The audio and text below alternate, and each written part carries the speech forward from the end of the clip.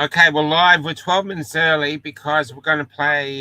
We're both incredibly fond of Malcolm, and he's had a crack at the CEO of Opera. So here he goes, having 12 minutes, a 12-minute attack on Opera. So enjoy this, and then we'll be with the show. We're both a bit sick, so bear with us. He was grilling the CEO of APRA, the Justin Uberführer, also known as Untersteiner. Here we go. Untersteiner. Here. Dr. Amos is an academic psychiatrist based in North Queensland. His academic work includes numerous published journal articles and conference presentations on gender medicine. On 26th of February 2026, the Medical Board of Australia placed restrictions on Dr. Amos's medical registration, preventing him from having direct or indirect contact with patients and banning him from posting on social media on the topic of gender. This was in response to 4 complaints about 3 ex-posts. 3 of the complaints were anonymous. It's important to note that there was no patient complaint. He had posted that, quote, "There is no reliable evidence that trans identification can be differentiated from psychosis." So, Senator Roberts, given that it is almost 10:30, we've had all of these questions from Senator No, haven't had Henderson. these questions. Haven't had these questions. I God, think they you always have want a to similar shut it down. Not this response. question. Another complaint was that in a post-exchange, Dr. Amos used biological pronouns and thereby was accused of misgendering a UK trans activist. The immediate action order used by IPRA against Dr. Amos is meant to be reserved, as I understand it, for when there is a reasonable belief that a health practitioner poses a serious risk to public health and safety. My question is, what specific elements of those posts did the board determine posed a serious risk to public health and safety under the so-called national law? Senator, as the chair has highlighted, I've answered this question numerous times. My response will remain, I can't comment on individual cases because we have very clear confidentiality. Okay, let's move on then. Yep. Does a health practitioner have the right to refer Okay, to Senator a Roberts, just one moment. I hope it is a point of order, Senator Henderson, and not commentary. No, of course not. Just a point of order in relation to advice that I've just received through the Secretariat. If this information is public, there's no basis not to answer these questions. So we've checked the advice with the chair. So I would just challenge. You haven't checked the advice with the chair. Sorry, I meant with the Secretary. Apologies. So I'm just saying that I just say through the chair that I don't think it's appropriate that you decline to answer these questions. It's not consistent with the rules of the Senate. Wow, man. Sorry to confirm. I think this is an interpretation issue. Through the chair. The information that you have is not necessarily the stuff that is printed in whatever publication it is that has been quoted. There's a big difference in reporting from wherever you got it and the agencies actually providing you with their detailed private information that is protecting other people's privacy. But I'm happy. You know, Michael, they did the same trick with me when they did the suspension for me posting on social media. They went, "Oh, it's confidentiality. We can't talk about the case. We can't talk about the shit fuckery that went on." So it's quite interesting. So that's how they try to hide. For Mr. Steiner to take that on notice, provide the rationale and the breakdown. Perhaps you could provide the information that you were reading from previously in terms of I've tabled that, Chair. That's been tabled. Right, well, I still haven't seen it. Oh, well, Nobody's given it to me. Well, please speak to the Secretary. I mean, please don't. So I'll just finish. And they want to keep it hidden. And then should that then turn into, I believe you've been asking the clerk about a public interest immunity claim, then we can go to that point at that time. But let's just take it on notice and come back with the rationale and the understanding, and then Senators Henderson and Senators Roberts can go through that and determine what steps they might like to take next. So I appreciate Senator Henderson interjecting, but the ultimate umpire is the TV camera, the people watching this at home, the Australians. Does a health practitioner, Mr. Understeiner, have the right to refer to a trans person's biological sex? Biological sex. I might. I'm struggling a little bit with that question in regards Thanks, to I our don't know role what it as means. Fuck off. the regulator. I don't know what it Is it means. discrimination for a health practitioner to refer to a person's biological sex? Is it discrimination? Senator Jamie Orchard, I'm General Counsel of ARPA. If I understand your question to be, is there an issue with a practitioner making public reference to someone's gender or sex? To refer to a person's biological sex. So can I say that generally in respect of public comments by practitioners, you've heard earlier the discussion around the right of free speech and the fact that that ARPA and the boards are committed to those ideals, but there are limits to free speech and how people express themselves. So a doctor talking about biological sex is going against free speech.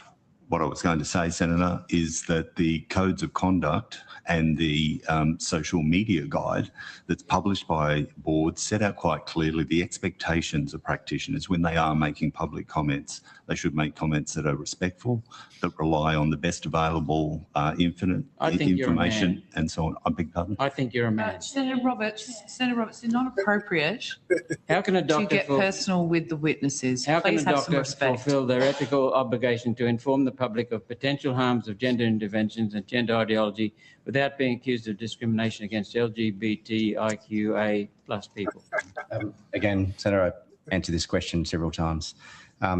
We don't, as a regulator, health practitioners have a right to have public debate about a range of different issues, which includes, again, gender affirming treatment, gender blockers, and other like treatments.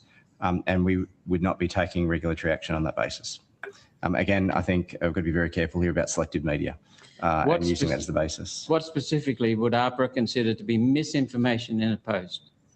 If you can't speak to that now, Sure. we'll take it on notice. How do ARPA staff acquire the capacity to know what is true or false information in this highly contested area? How do you know? Sure. So again, we rely on the existing clinical guidelines that exist, but we also, again, will look at the specific facts of the case, the specific facts of what was said and what context that was said. And again, I want to be clear here that we will intervene where this goes beyond a debate about clinical pathways and treatments and moves into a place of hate or discrimination against individuals or groups. And again, I see firsthand the harm that discrimination and hate causes the community, right? I see vulnerable people in all walks of life in this country who fear seeking help because individuals go beyond debating appropriate clinical pathways or advice and move into very clear discrimination. Right? Could you give me specifically, please, what ARPA considers a set of guidelines that would be deemed by ARPA to be misinformation in a post? Again, that's a hypothetical. I don't think I can answer that question. Last question, Senator Roberts. You're basing careers on it, breaking careers on it. Medical Board of Australia's immediate action orders are implemented before the facts are established and before an investigation occurs. Is it reasonable to destroy a doctor's career for 3 social media posts without conducting an investigation? 3 anonymous complaints, Senator Roberts, no patient complaints. you're working on a limited basis there. Yeah, again, I'd just say I don't agree with your characterisation there. And again, there's a lot more information that won't be in the public, isn't appropriate for me to talk about. I've got legal obligations that I must meet. Thanks. Thank you very much, Mr. Steiner. I'm going to skip a lot of my questions, Mr. Steiner, and go straight to general. Go straight to general comment, general questions. Would an ARPA caseworker understand if a doctor was referring to a psychoanalytic view of psychosis rather than a psychotic disorder? Sorry, can you ask that question again, Senator? Would an ARPA caseworker understand if a doctor was referring to a psychoanalytic view of psychosis rather than a psychotic disorder? Happy to take that on notice, Senator. If they don't understand, are they in a position to take action against such a doctor? Again, happy to take that on notice. Given AHPRA's affiliation with the Rainbow Tick Scheme and ACON, a high-profile gender identity organisation, how can a doctor be sure that AHPRA is neutral and not biased against them? Sure, Senator. So I go back to an earlier point that I made, which is we regulate 1 million health practitioners, and that 1 million health practitioners will see many millions of Australians as well. We have a paramount responsibility of public protection within legislation, and in order for us to fulfil that duty, we need to be engaging with all sorts of communities to understand their experiences in the health system and to understand their experience with the regulator as well. And so we meet with many different organisations, including Australian Disability Network, for instance, the Diversity Council of Australia, many, many others I could go on. We also work with Pride and Diversity for the exact same reason. Thank you. Can AHPRA confirm all formal and informal relationships it maintains with ACON and its programs, including Pride and Diversity? Sure. Can you take that on notice? Take it on notice. Thank you. Is AHPRA currently a member of Pride and Diversity or participating in the Australian Workplace Equality Index? We do have a membership with Pride and Diversity. When and at what cost? When did you join? Happy to take that on notice. Thank you. What due diligence was undertaken before entering into these relationships, particularly given ACON's explicit advocacy role on gender identity policy? Yeah, again, happy to take that on notice, Senator. Has AHPRA conducted any formal assessment of whether these relationships create actual or perceived conflicts of interest in its regulatory functions? Well, I'm confident that they aren't creating any kind of conflict. Again, as I mentioned, we use a range of different partnerships and memberships to ensure that we're hearing different voices from the community. At the end of the day, our regulatory role is founded in the legislation and in the codes of conduct. And again, I'm very comfortable that we fulfil that duty without a conflict of interest. Have you conducted any formal assessment of whether these relationships create actual or perceived conflicts? No formal assessment. Thank you. How does AHPRA reconcile its statutory obligation to act as an independent regulator with participation in programs designed to influence institutional behaviour toward progressive inclusion strategies? Quote. Again, I think I've answered that, Senator. Not specifically.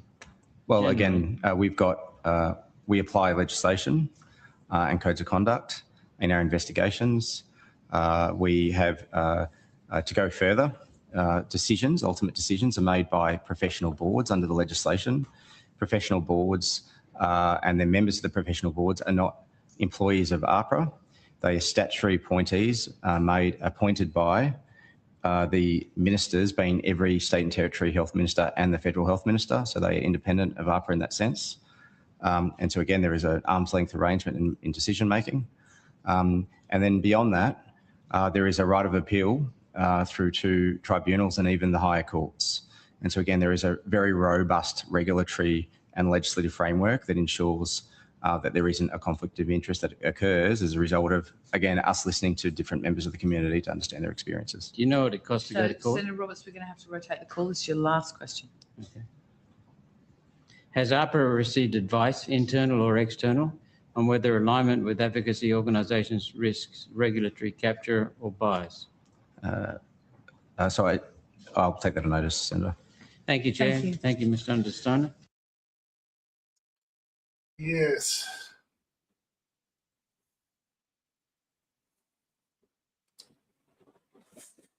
That's it. So we're going to start now. We're going to start with, we're going to go out with Henry's song, but we're going to start with the Chloe Quiz Show, the Trolls' favourite show. And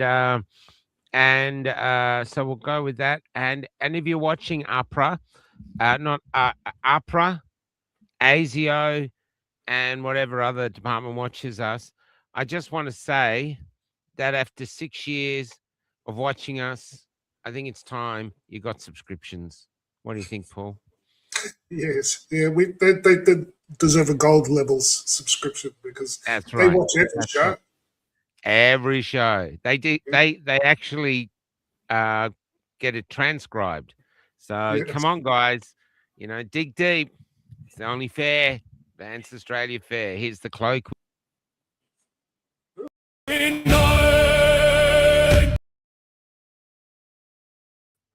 That's wrong. So just keep me going as because it looks like I've screwed up there. we'll just keep chatting as I try to find the real opening. I thought that. Oh no, this is it. Okay, here we go. Watch this. I just happened to come across this. This is fascinating. If you're watching England, watch this.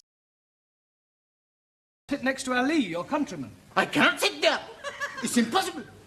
Why is it impossible? I am sick. Oh dear. I hope it's not contagious. Perhaps you ought to come back when you're better. I do not comprehend the gist of your conversation. You said you were sick. No. I am not referring to my physical state of mind. My religion is sick. And he is Muslim. Islam is the only true faith. And Muslims follow a false prophet. How dare you be speaking ill of God's holy messenger, you damn fool? Sikhs are unbelievers and infidels. Sikhs are peace-loving people. And if you are not careful, I will have much pleasure in dispatching you to your holy messenger with this. I will not tolerate any religious intolerance. Now put that knife away. He called me an infidel. Well, you didn't mean it, did you? Most definitely. I swear by the 5 rivers of Punjab to slice your throat from there to there. Oh, ear to ear. Here to there, or there to here. Yes, There will be no throat slicing in my class. It's the quiz show on the globe. It's the quiz show on the globe. It's the quiz show on the globe. Oh, fuck. Is it only Monday night? It's the quiz show on the globe. It's the quiz show on the globe. It's the quiz show on the globe. Fuck. Is it only Monday night? It's the quiz show on the globe. It's the quiz show on the globe. It's the quiz show on the globe. Is it only Monday night? It's the quiz show on the globe. It's the quiz show on the globe. It's the quiz show on the globe. Is it only Monday night? He's in a lag and his prizes are crap. And I'm pretty sure he never took the fucking jab. But since you're all out of you because your government shafted you, where else can you go, so? Roll up, ladies and gentlemen, Right, sir. and come on down to Cafe Locked Out because it's the quiz show on the globe.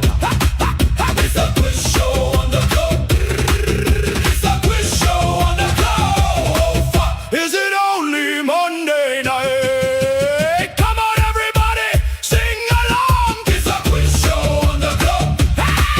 It's the quiz show on the globe. It's the quiz show on the globe. Is it really only Monday night?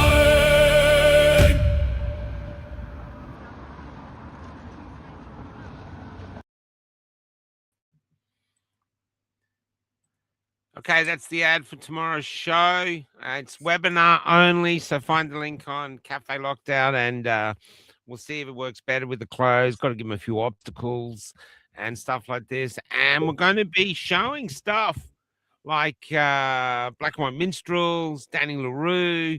We're going to go back to the time when we were so racist and everything was so evil, and we were just like Israel and Palestine. Remember those days in the 70s where, you know, just in Bondi, we just be killing each other all the time because of race. Remember those times? No, of course, never fucking happened. That's why. So here we are. So it's going to be interesting, and Cal and I are going to be doing. We'll let you know. It's going to be really, really interesting. But we are going with the registration, so at least we can get the trolls' emails this time. So that's all set up. So yeah. So anyway, here we are tonight. Tonight is a catch up with the doc, because we've had some big things. We did have Dr. Teo on, and a few days after Dr. Teo on, we found out that Gina Reinhart was basically backing him. So I don't know if it's our show.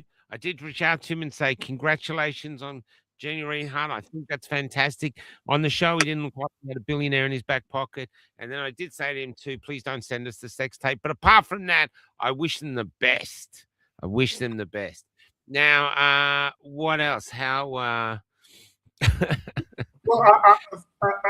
I thought Malcolm did a great job with Justin. Unter Steiner also. I just call him Uberführer because you know, Name, he sounds, my God. You know. Unterstein. I mean, this. I mean, it's when the chief counsel said, you know, oh yeah, practitioners have free speech, but you know, there are limits. That's where free speech dies.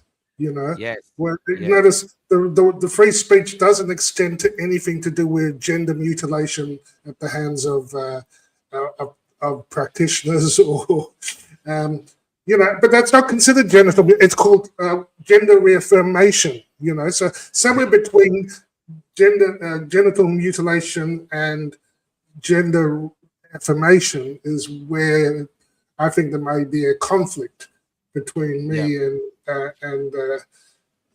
APRA. Yeah, no, I'm listening. It's just. It's just when he said vulnerable people, he's seen vulnerable people. Who have you seen? People who are hurt by hurty words? Hurty words? Like, I know that's a nice dress, mate, but, you know, stay out of the women's toilets. Sorry. Yeah, you know. yeah. I feel very sorry for the feminists, you know, because feminism basically died once you allowed men in. Yeah. 100%. That's what they did. They're like, there was an article here about Dr. Amos, you know, and it was in the Australian, and it said, big regulator APRA has been accused of deeply disturbing abuse of regulatory power. After the CEO denied his organisation takes action against medical professions for raising concerns about gender and it was very clear. It was very clear that they were taking action around this, and they're card-carrying members of all these gender organisations. I tell you, Michael, that go woke, go broke, DEI equals DIE. You know, those memes are tracking really well. Yeah. You know, whether you, and I remember saying to you, it's whether you're talking about a company like Fagua or you're talking about a government. Yeah. These woke Western governments are going down. I think the people. I think that's why One Nation. I think that's why One Nation is doing so well because people are sick of the bullshit. And totally agree. And when the general counsel for APRA, you know, was talking about, well, I think we've had an ASIO attack. I can't see you. Can you see me? Oh, really? I can see you, yeah, man. Yeah, Am I moving? Yeah, no, you're frozen. But it's okay. You just look like Bold and a Beautiful scene. I just appear black.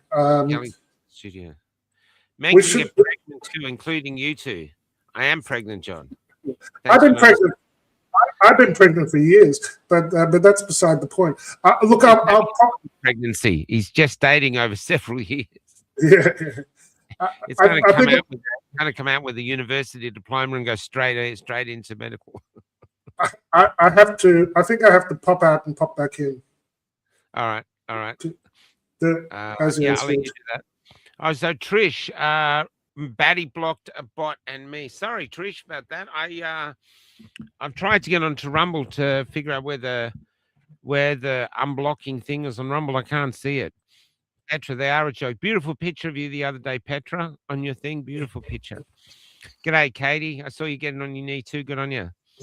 He's only audio only. I don't even know if I'm audio. Yeah, your audio. My new doctor admitted they can't give out exemptions or lose their license. Oh, darn, not surprised. Thanks, Butterfly Heart. I need to lie down every 10 minutes at the moment. Oh, I'm sorry, Denise. What's that about? Are either of you men pregnant? You might be, according to Anna Kobe. Jason, Wayne through. But fuck your head, too tempting. Yeah, it is good about Dr. Tia. So just waiting on Oosterhuis to come back because he's got the whole show on his computer. We had a lovely gathering. Did anyone see the interview today with Xavier? There we go. Xavier was incredible today. Yeah. Fake male pregnancy. Talk for yourself, Michael. I'm looking forward to my child. There's poke you with a stick, Michael. He might move. The lighting the fuse is on up. This is comment of the night. Jane Dern, love you, Jane. They're lighting the fuses on our tampons. We've had enough.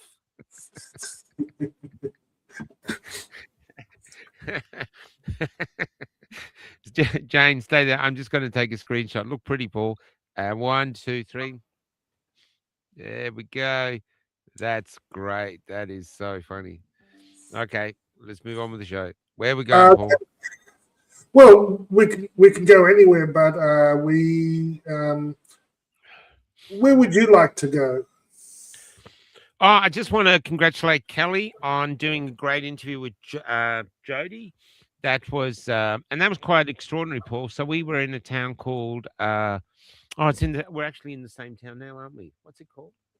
Cable or something. And so we were here, and things weren't going right. And then Kelly suddenly goes, "I don't think we're meant to be here. I think we're meant to be somewhere else." I was like, "Oh, drive to the next town, Ballarat." We turn up in Ballarat, and as soon as we turn up, Jody puts her head in the window when we're booking into the caravan park and goes, "I've got a story." And then Kelly did the story. It was just beautiful, and it really felt like it was meant to happen. And then we've just had a gathering in Capel tonight, set up by Jeff and Clinton and Vicky, and their son in the morning. Their son Xavier did this incredible interview. It's like young prophets down here, and so we're in a really good place. You know, we're sort of doing good work. We're working a lot, but it's really good. And there's beautiful, wonderful people here. Yeah, I can feel I can feel the power of good rising up. Once you strip people of everything they've got, they've still got each other and they love each other's company. There's real power in that, and they don't talk shit like that CEO. You seem like I don't know what you're asking me. Can a man give birth? I'm biological. I don't know is that got something to do with my dick? You know, that's just they're just so fucked. It's just so lame. Yeah. It really is just so lame, and it's out of touch with reality, you know. Oh, thanks, Sonny Cat. I love James' comment about they're lighting the fuse on our tampons. Yeah, that's right. That's a T-shirt, Jane. You're lighting the fuse on my tampon. Yeah. Yeah. And that Aboriginal boy we interviewed, Elijah, he came to the gathering last night. He wants to do another interview because that's really the first time he's ever spoken publicly ever. He just, and because he was born, he grew up in an institution until he was 5. He was tube fed till he was 5. He couldn't walk it then, and he couldn't even talk. And this nurse has basically quit her life now, and she's bringing these 2 boys up. She's got another boy, Ryan's also has some challenges. And here's this wonderful lad. And so it's been some really incredible moments in WA. So, yeah. Yeah, amazing. Do you think WA is leading the way towards secession from the rest of Australia into sanity? No, I don't hear anyone talking about secession except for our lovely mate. What's his name? Julian? Well, I saw this uplifting clip this week, one of many. See if it'll. Australia is officially now classified by the World Bank as a third world country because when your growth management strategy goes past 2.5%, you are then considered a third world country, which means your infrastructure can no longer keep up with your growth. So as the Gold Coast gets 880 new cars every week coming into the general area of southeast Queensland with one road to it and one road from it, it is a problem. So you could build a brand new hospital in the Gold Coast, but you can't put any nurses there because they can't have housing and you can't get them to that location, so they'll get a job somewhere else. There's only 3 big engine rooms, and that would be Melbourne, Sydney and Brisbane. But if you look at us as cattle, we're running 440 people per square kilometre in Sydney and Melbourne, but only 160 in Brisbane, which means we can't support our infrastructure even if we had it. And so fundamentally, we are a third world country. We can't produce the infrastructure for the sheer numbers that we have, and that's a problem. The most unaffordable nation in the English-speaking world for 15 years in a row. Go Aussies. Go Aussies. Most unaffordable nation, lowest real income of the G20, which means that we're going backwards. We're going backwards. Yeah. Which is, Going down, I believe, is not backwards, just like straight down. Yeah. And look, and I think that's because the currencies are dying and the sovereign debt is dying. So this is the government bonds, the US government bond, Japanese government bond, UK government bonds. If you look at their interest rates, they're approaching these new highs that they haven't had for like 20 odd years in some cases or longer. Yeah.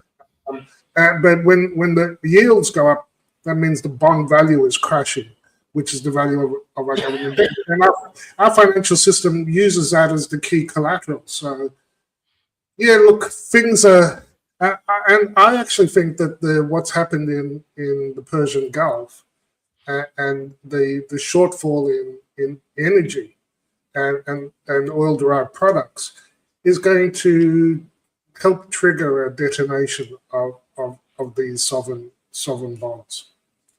Really? Yes. Okay. I think, look, mathematically they're going to trigger at some point because they're just going up vertically, and with it, all our currencies are going to die, which is why I'm always on about get things that they can't print. So oil you can't print, but you can't store it.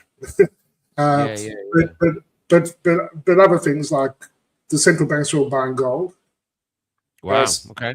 Some are buying silver. Chinese and Indian populations are buying silver. Mind you, they're buying so much silver that the Prime Minister of India came out and said, "Don't buy gold, please, for a year, because we want our currency to last a little bit longer." Wow. So it's we should in a hock shop yesterday or the other day, a little hock shop, and they had it was a gold shop or something. Anyway, they had little jars with just specks of gold in it. It was like $700 something, and you look at it going, "My God, that's nothing." Looks like a few flakes, but it was absolutely incredible. Go ahead, I'm listening. I had some good news. I think it's funny. I go up and down. I don't know if you'll consider this good news, but one of the oil experts that I follow, Art Berman, he quite credible, and I watched an interview with him yesterday morning, where he was with the Great Simplification, Nat Hagen's podcast. He talks about the Great Simplification, and he loves solar panels and wind generators and that narrative, and Art, completely schooled him. But they were both very, very freaked out. This was a month ago. Very freaked out about what's going to happen to the supply chains and in particular diesel. What's going to, even in the US. Wow. But 3 days ago, he posted this, which was, a walking back from the cliff, basically saying that, because people would talk about tank bottoms. If at the moment we're making up the shortfall from the Strait of Hormuz using things like the Strategic Petroleum Reserve and other countries' reserves of fuel, stored fuel. Yeah. Otherwise, things would already be rationing, or otherwise we'd already be in big trouble. And Chris Martinson, he's been talking about how, like, we're not doing anything to stop us going headlong towards this situation of tank bottoms. And if we hit tank bottoms, everything stops. Yeah. Basically everything, like economies stop. So this is why I say this is hopeful, because Art's looked at the numbers using what he calls comparative inventory. So he compares the inventory with the same time last year to take out the seasonal components of oil use. And he's saying, I can't get close to tank bottoms using comparative inventory. So he's changed his opinion about the desperation in the last month, at least for the US. So I thought that was a bit of good news. A thing that I thought was, we were talking about Henry Nowak, but look at the guys that booed at the morning Anzac morning service. They got fined, and they're being described as neo-Nazis for booing. But I thought this was well said.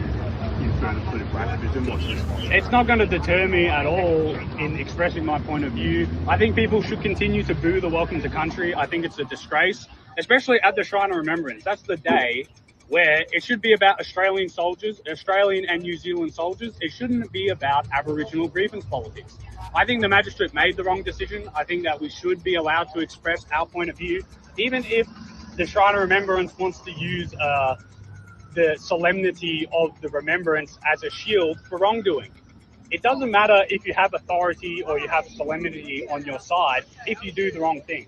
And having that Welcome to Country is the wrong thing to do when it is about the Anzacs. The judge described your behaviour as unacceptable and timed to gain maximum impact into your cause. What were your response to his findings?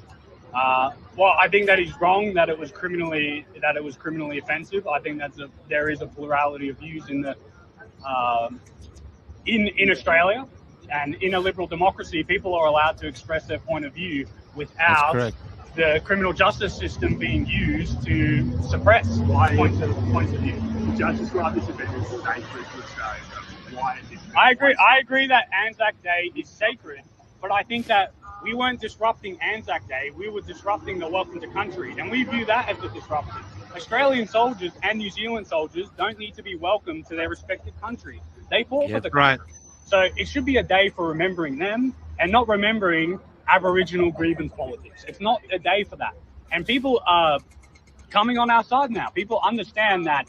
How about we leave Anzac Day for the Anzacs, and then they've got a million other days, seemingly a million other days for them to express their sorry day, NAIDOC week. Why don't they keep the Aboriginal grievance politics to those days and leave the Anzac Day for Australian soldiers? Yeah, I think that was well said. Well said. I think it's nice to see the neo-Nazis dressed up in suits and speaking so rationally. I found that nice. And don't you think they could have got further though if they didn't go with Nazis? You know why? You can. My thing is that you can still defend the white race, and there was a lot of stuff against this one. Henry Nowak is proof of pure racism against white people. That could have been said in the 1940s with a young black guy dying or being murdered, and the white cops didn't care, didn't see it. Helped in the death of the black boy. Yes. There'd be films about a Mississippi burning or all these other films. There'd be plays about it, everything. Here, it's the exact mirror of that, except the boy's white. This is pure, utter racism, but it's by white people. I mean, the blacks never generally did it to the blacks, but the white people are doing it because they're virtue signaling that they're good people. And they're so terrified of being a racist. Well, now they've killed a white boy who did nothing wrong simply to try to appease his killer. They were very callous. They were very callous, and they. Let's talk about it from the doctor's point of view. You're a doctor. There's people are saying you can smell blood. So he'd been stabbed 5 times, bleeding everywhere. Could you smell blood? Probably, yes. I mean, you could touch his hand. To prove he was stabbed, all he had to do was pull up his shirt or something, and they would have said, "Holy shit!" But they didn't wait for that. They didn't. They were so quick to get the handcuffs on him and throw him to the ground for the crime of racism that they alleged racism. That they Look, I don't know that they could have saved his life even if they'd done that. Have you heard about the Polish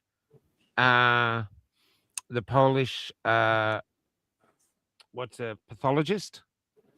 He's read the coroner's report, and he said so. Henry, he'd sliced the edge of one of Henry's major arteries, but if they compressed, he reckons it would have healed.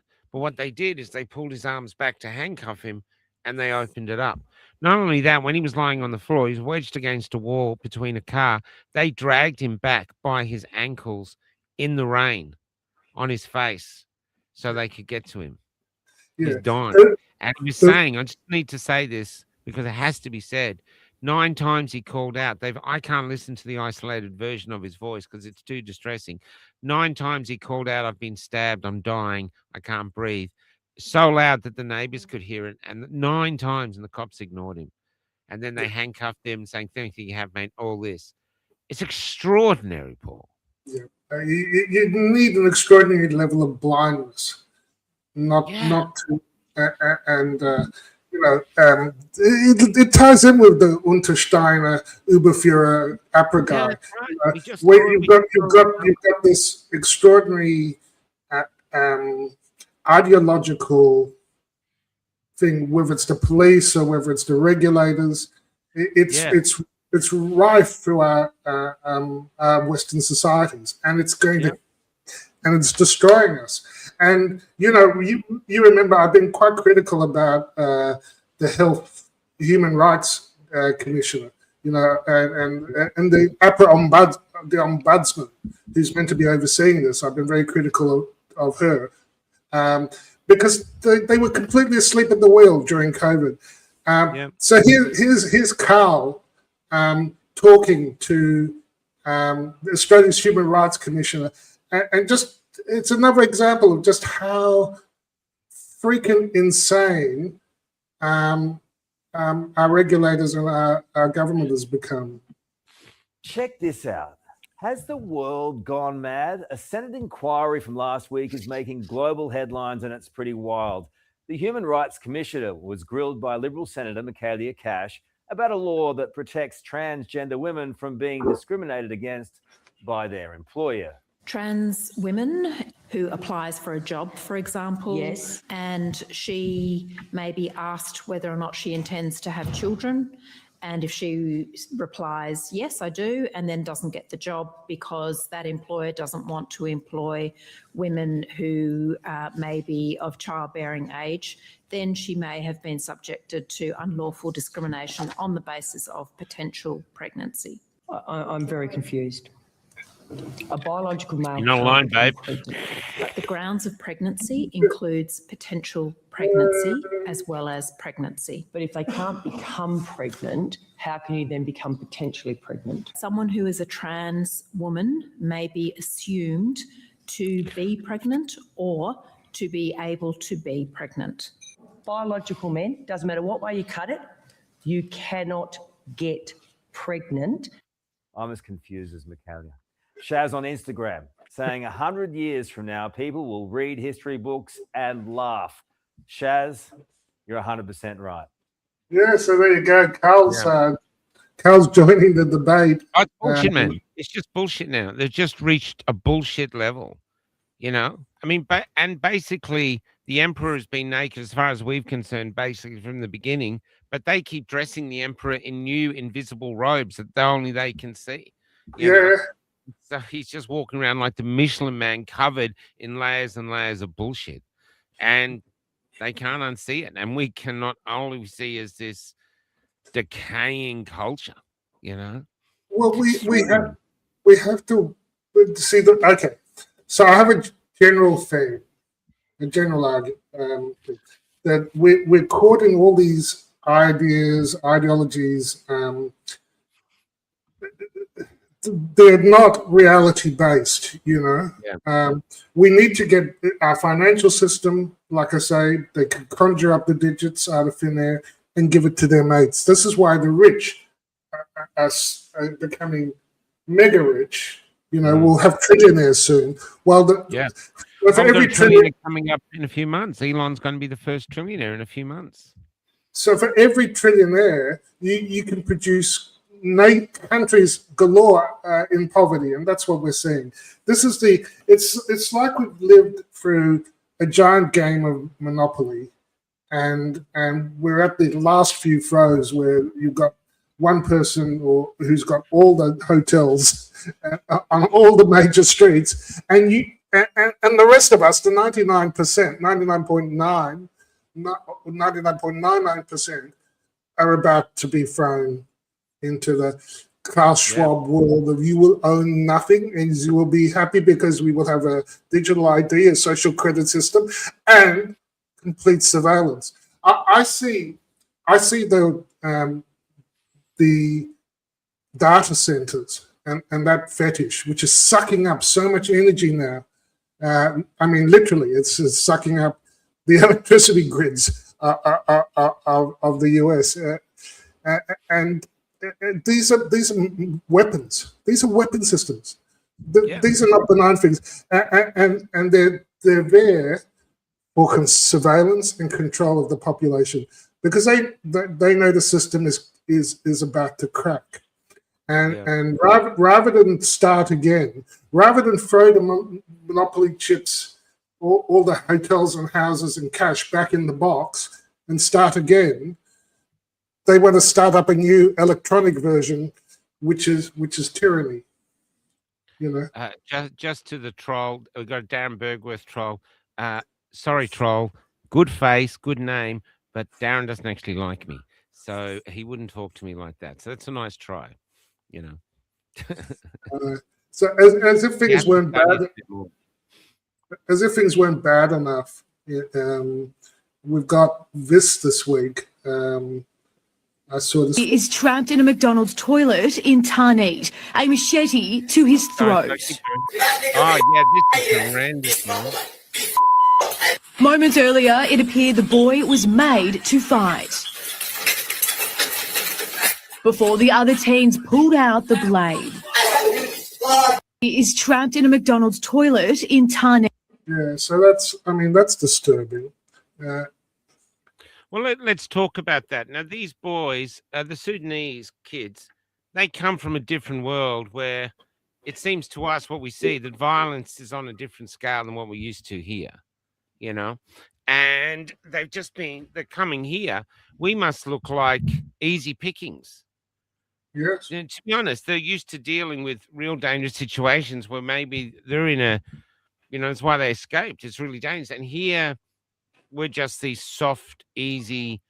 We've never seen anything like it. It's not working that they're going together. And in Victoria, the corruption is off the scale. The Victorian government has just passed legislation, changed the laws that the CMFEU kind of thing fund them as much as they want, but the other people running against them are limited to what donations they can take. I mean, they're literally scrambling to hold on to power. But you've got to say to Victorians, Elon Musk can now, if he becomes a trillionaire, he can buy Victoria. What would you rather have? Labor for 4 years, or would you rather have Elon actually buys Victoria? You know, and the thing is, this is insane. I just can't understand. The only way I think you could vote to keep Labor in power now is if you're on the pay. You're getting paid. Well, interesting you should say that. Hughesy did a rant about the corruption and that the Victoria is getting a bigger slice of the GST cut. So we've got potholes everywhere else, but there is shitloads of the tax derived from the GST going to disproportionately to Victoria, and it is funding a shitload of grift. You know, so Hughesy was talking about. He saw a guy working on his house, and he said, "Oh, it's not good. I can't get anyone to work because they're getting paid more on the big bills as government employees working 6 hours a day and getting big bucks. So I can't find anyone to work on my house. So yeah, look, this is how the politicians try. They suck the money in, pay off. Whoever needs to be paid off, and it will give them infrastructure. but the amount of money that's being wasted and lost is the problem, because we're being taxed into oblivion. You know, the 99% are being are facing what Friedrich Bastiat called legalized plunder, and the government is plundering the people with excessive taxation. Yeah. Oh, they're destroying. Look, I saw an economist the other day said we could pay off the trillion and 0.3 debt in no time. We just got all these minerals. It doesn't even have to be oil. It could be lithium. There's all these other things that we have we never think about, and we could get ourselves out of debt tomorrow and leave our country, leave our people a debt-free country, leave our kids a debt-free country. We've done an interview recently. We're getting it together now about the wind farms they're doing off the coast. So in WA, they've banned the fishing. They've banned fishing, saying, oh, these bottom-feeding fish are in danger. So they've banned fishing, destroyed fishing industries. And what they're saying is where they're destroying the fishing, where they've banned the fishing, saying it's to save the fish, is where they're putting these enormous turbines, hundreds of them, 300 meters high, huge. It's a double standard. What's that? It's a double standard. When it comes to when you destroy the environment in the name of solar power and wind, it's fine. You can bulldoze everything. But if you do it by catching some fish, then you get restricted. You get attacked. The fuel issue is also unmasking all this net zero BS. Because you can't run your lorry trucks on windmills and solar panels. You can't run your mining on windmills and solar panels, whether they're onshore or offshore. You can't run a modern economy on it. And net zero, I think those guys, like I said, should be so happy, because there's a chance we're going to see what net zero really looks like. So if we do get tank bottoms with diesel, we'll discover the utopia of net zero, and that's lights out for the economy. That's like a cardiac arrest for our way of life. So they've been on this, just like COVID was a death cult, net zero is a death cult. Yeah, it is. And it was so obviously full of shit, because we couldn't burn our coal in Australia to get cheap electricity and have some industry, but we sent huge amounts to China, where they're busy burning it as fast as they can. Yeah. What's your thoughts on the capital gains tax and stuff coming through from the budget? I think it's all, the taxation is plunder, including capital gains tax.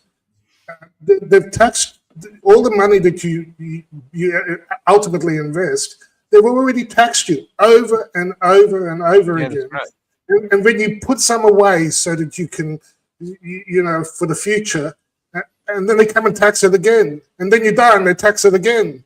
It's just out of control plunder. But while we have the biggest bureaucracy in the world, we have a bigger government bureaucracy than France. Yeah. We spend, you can't, if you want to have lower tax, you need to have a smaller government. Yeah. And we're already, I hope we're close to peak government, because if it keeps going this way, everyone works for the government. We're so close to sliding from socialism to full on communism. They'll just call it something different, but it's basically, if you want to live in a free society, you have to have real money. You have to have honest money. You have to have hard money that can't be conjured out of thin air. But the governments don't like that, because it would restrain them growing to this full extent. I would like to see small government. I'd like to see the role of government gone. really restricted down, as opposed to what it's been doing under this and under this fake money system. It's effectively a fake money system. It's an unbacked system, and it's backed by the promises.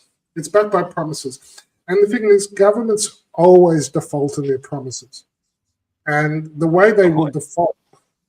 They always do. They always. This is why wars are going on too, because it's sort of like, I can't afford to pay you back, so fuck you, throw some bombs.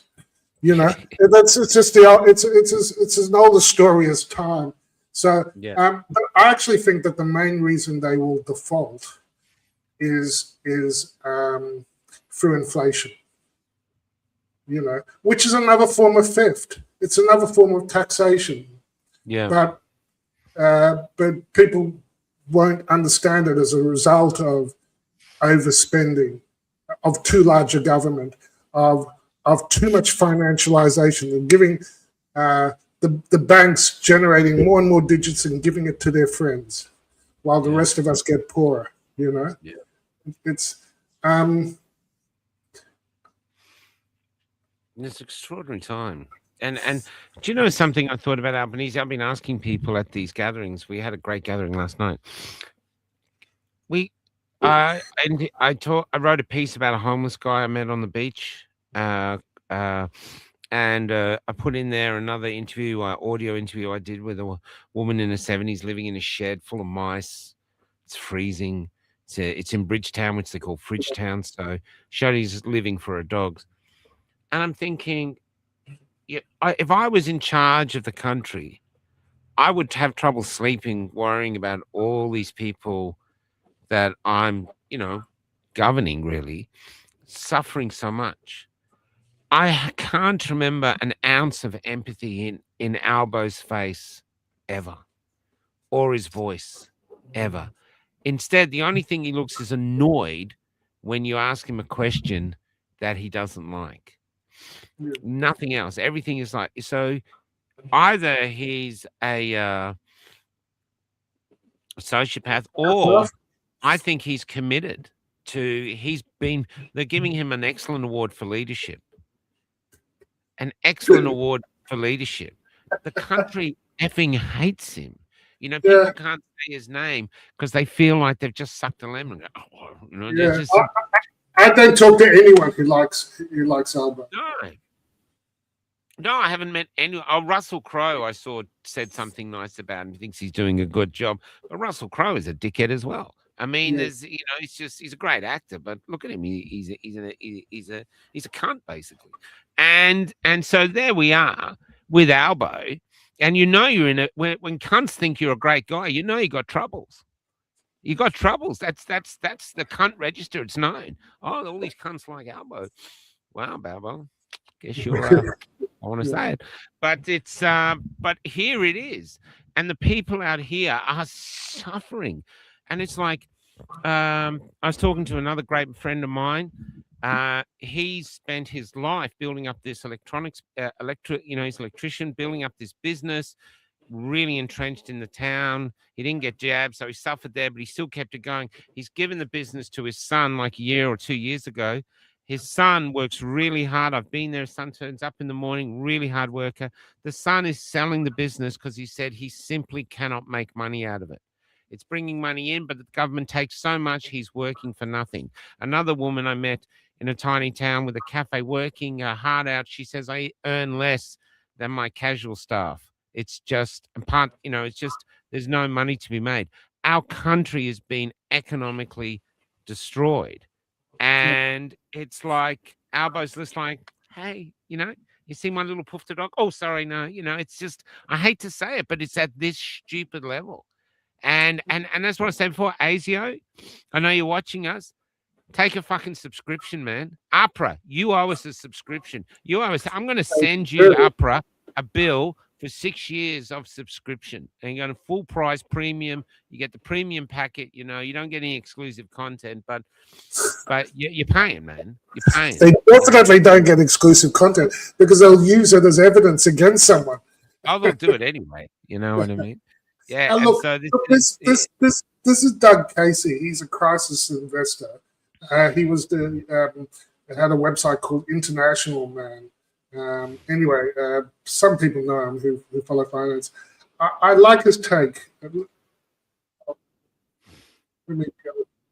It's like if they gave a war and nobody came. You make it bigger. One of the reasons that you shouldn't vote is because it's like if they gave a war and nobody came, that'd be wonderful. If they gave a tax and nobody paid, that'd be wonderful. And if they gave an election and nobody voted, oh, that'd be good too. I mean, listen, I'm an anarchist more than a libertarian. I don't believe in government as an entity. Government as an entity is poison. Yeah. I mean, it's not just the people that go into government who are the worst kind of people. People like to control and monitor and boss around other people. Yeah. So the type of people that are drawn to government are essentially criminal personalities. But the institution itself is poison. So it's not a question of getting better people in the government, which won't happen. But it's the institution itself which serves no useful purpose. I know people say that's a ridiculous statement. How can you say that? And you can have a long argument about it, but that's my position. Well, and here I remember I was working with we were staying with Len in Perth, Lenny, and he did events as a tech, and he was at this event. This was 3 years ago. Over 600 people there, fine dining, incredible food, incredible drink. And it was there to have a whole day discussion or 2 days discussion. It's in the height of COVID, economic destruction, all this. And what it was there's too many male names on the street signs. They wanted to change 50% of the names to female names. Can you imagine trying to write a letter and everybody, you got to figure out what street name has changed. So everyone's got to contact everyone saying, I used to live on John Street. Now I live on Kelly Street, or just like, what? Okay. It's just all over. And that's government wasting money, all paid for just to have the thing that there's spending money to reduce efficiency. Create more confusion. It's like the opposite. It's like you're paying money to create a sludge that makes economic prosperity less attainable. We're in such a, and it's, someone said to me last night, because there's a lot of 10-pound poms there, all about our age, and he's saying, look, it has to play out now. We're just sitting there and watching this play out, and even Jim Chalmers. I mean, Jim Chalmers looks like he should be on the NDIS with a carer helping him around the supermarket. It's just he doesn't come across to me like this is the man that's in charge of our accounts as the treasurer. You know what I mean? Even the finance minister, that woman, she's got an arts degree, and they give her questions in the Senate Estimates Committee. She's like, how do we get there that we've got these people here?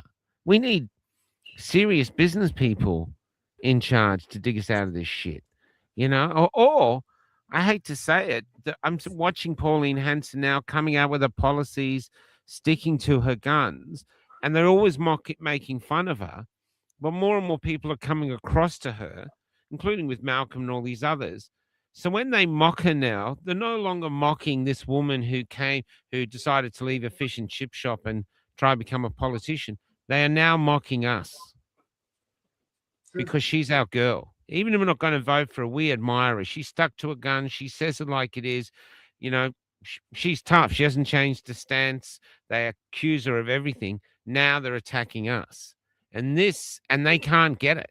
They're trying to go, oh, look, she's done this. She's a racist. She's using all these naughty, hurdy words. And they're just bouncing off us because they have no credible arguments. Even the trolls that come on, and tomorrow night, no doubt they'll come on non-stop. One came on the other day and said, oh, I bet you won't have me on the show. Have me on the show, you coward. You have me on the show. So I sent him a link. I said, yeah, come on the show. I'm waiting. And left it there for an hour and a half. Nothing. It's just hate. Maybe you should do the show after 9 o'clock, because they all seem to go home at 9.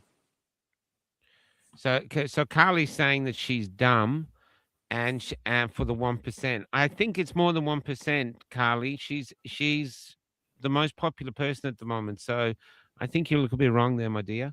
There's I think and I'm seeing her popularity everywhere I go. It's from wealthy people, it's from educated people, it's from people working in supermarkets. It's basically all over the place. All demographics are turning to her, including Indians and people from other races. They're seeing it. The ones that she's supposed to be racist against are actually on her side, and they can't fathom it. And it's because people think, why not give her a chance? Because these other guys have just effed it up so badly. What do we got to lose? Yeah. What do we got to lose? You know. Well, I remember when there were like 500,000 of us in Canberra protesting the mandates. We were yelling at Parliament, "Come down, talk to us," and they all stayed hidden in their offices. But Pauline came out. I remember seeing Pauline in the crowd. Yeah, she came out. She came out. She wasn't afraid to be amongst the people who were saying, "We want to stop these mandates. We want some of our freedom. We want our freedom back. We don't want this coercion." Yeah. I remember when we were in Canberra, another politician came up to us, or she was going for politics, and she came up to us when we were outside the War Museum, and she was like talking to us back, and we said something. She goes, "Hey, calm down. At least I'm one of the only politicians who's going to speak to you people." And I went, "You people? You people? What do you mean by the you in people? You know, you is people. Is that like useless eaters? Yeah. And we come down and talk to the useless eaters. So full of hate. You know, they're just so full of hate. Even, no offense, that woman who just came up attacking Pauline. You probably haven't even studied Pauline to actually see what she says. You've just been taught to hate her, and you've got the Aboriginal flag in this. And to be a part of this team, you have to hate Pauline. So I'm going to hate Pauline. I haven't actually done any research. Bring up the things where she's been racist. She's actually just saying what people want to say. It's supposed to be fair. Everyone's on the same level. And look what's happened in England. It's 2-tier policing in England right now. It's how it is, you know. We did the Pakistani rape gangs the other day. That was horrendous. I got in trouble for reading. Someone at the thing was saying when you were reading out what they were doing, I said, well, why shouldn't we? If we don't read it out, you say, oh, men don't tackle rape. And so when we do read out what these people are doing, it's like, oh, I don't want to hear that. You know, it's making me uncomfortable. Well, here's where we are. And if we don't talk about these things openly and straight down the point, we're going to keep going down the gurgler and then stuff like this. And that's, you know, this extraordinary time. Yeah, absolutely. There was this rant. It's a short rant on my part. Start again. You know, when the BBC News are making their main headline stories disgrace pictures of the former Andrew, that clearly that's not the real news, that they're throwing him under the bus. They're using that to distract from the bigger picture, which is this is not about individual creepy men. This is about depraved systems that run this world. And the media keep doing this. They zone in on the individual. It's about Epstein, creepy, pervy old guy. It's not just about creepy, pervy men. This is about systems that run this world. Epstein likely made his money from human trafficking and weapons trafficking. You can't do that on your own. He moved huge amounts of money between continents. You cannot do that without being backed by systems. Yeah. Banks, the government, the CIA, the FBI, Mossad, Israel. So the darkest part of humanity that involves trafficking children is also connected to the system that make up the infrastructure that make up our everyday lives. Do you hear where I'm going with this? By connecting and participating in this system, you're participating in the darkest parts of humanity. Like, this system is fucked. We need a revolution. And if you don't want to participate in darkness, you have to reject this system. Yeah. I like that. Look at this. I interviewed Dean Sewell this morning with John. He's one of the best. He's won Press Photographer of the Year. This was early on, and he was given a job to go up with Pauline. The papers were going, forget her. This was like years ago. You know, it's like 20 years ago before she went to jail. But here she was. This is the first time. Look at the dog. Isn't that great? And, awesome. which one's Pauline? Yeah. But it's an extraordinary photo. But that's what I'm saying. There she has been there. She has not stopped. She has not stopped. And here where she's got to here now. And the other side is offering nothing. Labor is offering nothing. Liberal is dead. So she's basically the only cab on the rank that are people seeing. If an Albo can't seem to do anything right, everything he comes up with, the budget and everything, it just puts him further down. I seriously can see that there's a chance that Pauline could win. And maybe it won't be so bad. Maybe to be like Argentina with that guy who's turned the country around. He got rid of all the government. Every woke institution was gone. He just got rid of them. And the country turned around within a couple of years. And now it's one of the most thriving economies in South America. And so this is it, you know. Look, I think people are desperate for a change. What we have isn't working. That's why further west you've got populism rising. Yeah. This is an old rant. It's a little bit off the wall, but that's why I like it. Apparently, this is quite a few years old. Understand political parties. You're all full of crap. You don't know what the Illuminati is. If you're Republican or you're Democrat, you're wrong. Why? It's this easy. It's called divide and conquer. That's why there's two parties and only two. And they're controlled by the same people at the very top who belong to the Council on Foreign Relations, the Bilderberger Group. They also belong to the Trilateral Commission, and you people don't even know what the hell that is. But if you did know, you would know that these are the people that control your world by making global policies that you never vote on, and by which parties both serve and belong to these organizations and control your world. Now, here's how it works. Really easy. Divide and conquer can only work if the people that are divided are not aware of the falsely created division. If you're not aware of it, then it works. If you know about it, then it don't work no more. If you have socialism without capitalism, it becomes communism. If you have capitalism without socialism, it becomes fascism. And it's just that easy. I love you. That's all you need to know. That's why Masonic symbols are all over your freaking money. But you don't pay any attention. Ridiculous. It's pretty wild. I remember that's been around for. Look, I've seen. Yeah, it's an old rant. Like, I'm looking now. When I was actually thinking, it's almost like we're in a psychological experiment with the things that are happening, from Henry's murder to our, the upper echelon tell us that a man can get pregnant, which we can't. It's almost like we're being tested to see what will the Luddites do if we give them this or stuff. You know what I mean? And well, we have been tested. Yeah, but it's almost like I actually wonder, is it someone above all these? Is it aliens going, look at this little species, let's tell them that the man can get, I don't know. It's crazy at the moment. It's non-stop since COVID came along. It's just non-stop. And they come along with their new viruses. Oh, Ebola. Now Ebola's gone. You know what I mean? I think I got rid of it with a bowl of chips. I think that's the power of that joke. It just and here we are. Congratulations to the unvaccinated for not taking advice from satanic pedophiles. Yeah. This boy today was beautiful. So this boy, Xavier, and he and another boy we've been interviewing a few times now. We're going to interview him again, called Rowan. They are both young. They just see the world clearly. They don't want it. They don't want what's been offered. They've got passion. They've got energy. And I think they're going to reach a lot more young people than we can reach. And so I'm hoping that they'll come on to do a podcast together, because they're especially reaching out to young men. But he went from being the dux of the school to the leper of the school because he simply didn't get jabbed. And the whole thing turned against him. He actually won like the bow of the ball, but he wasn't allowed in the ball. He wasn't allowed to come. And he went, I think he suffered going through that, but now he's strengthened because of it.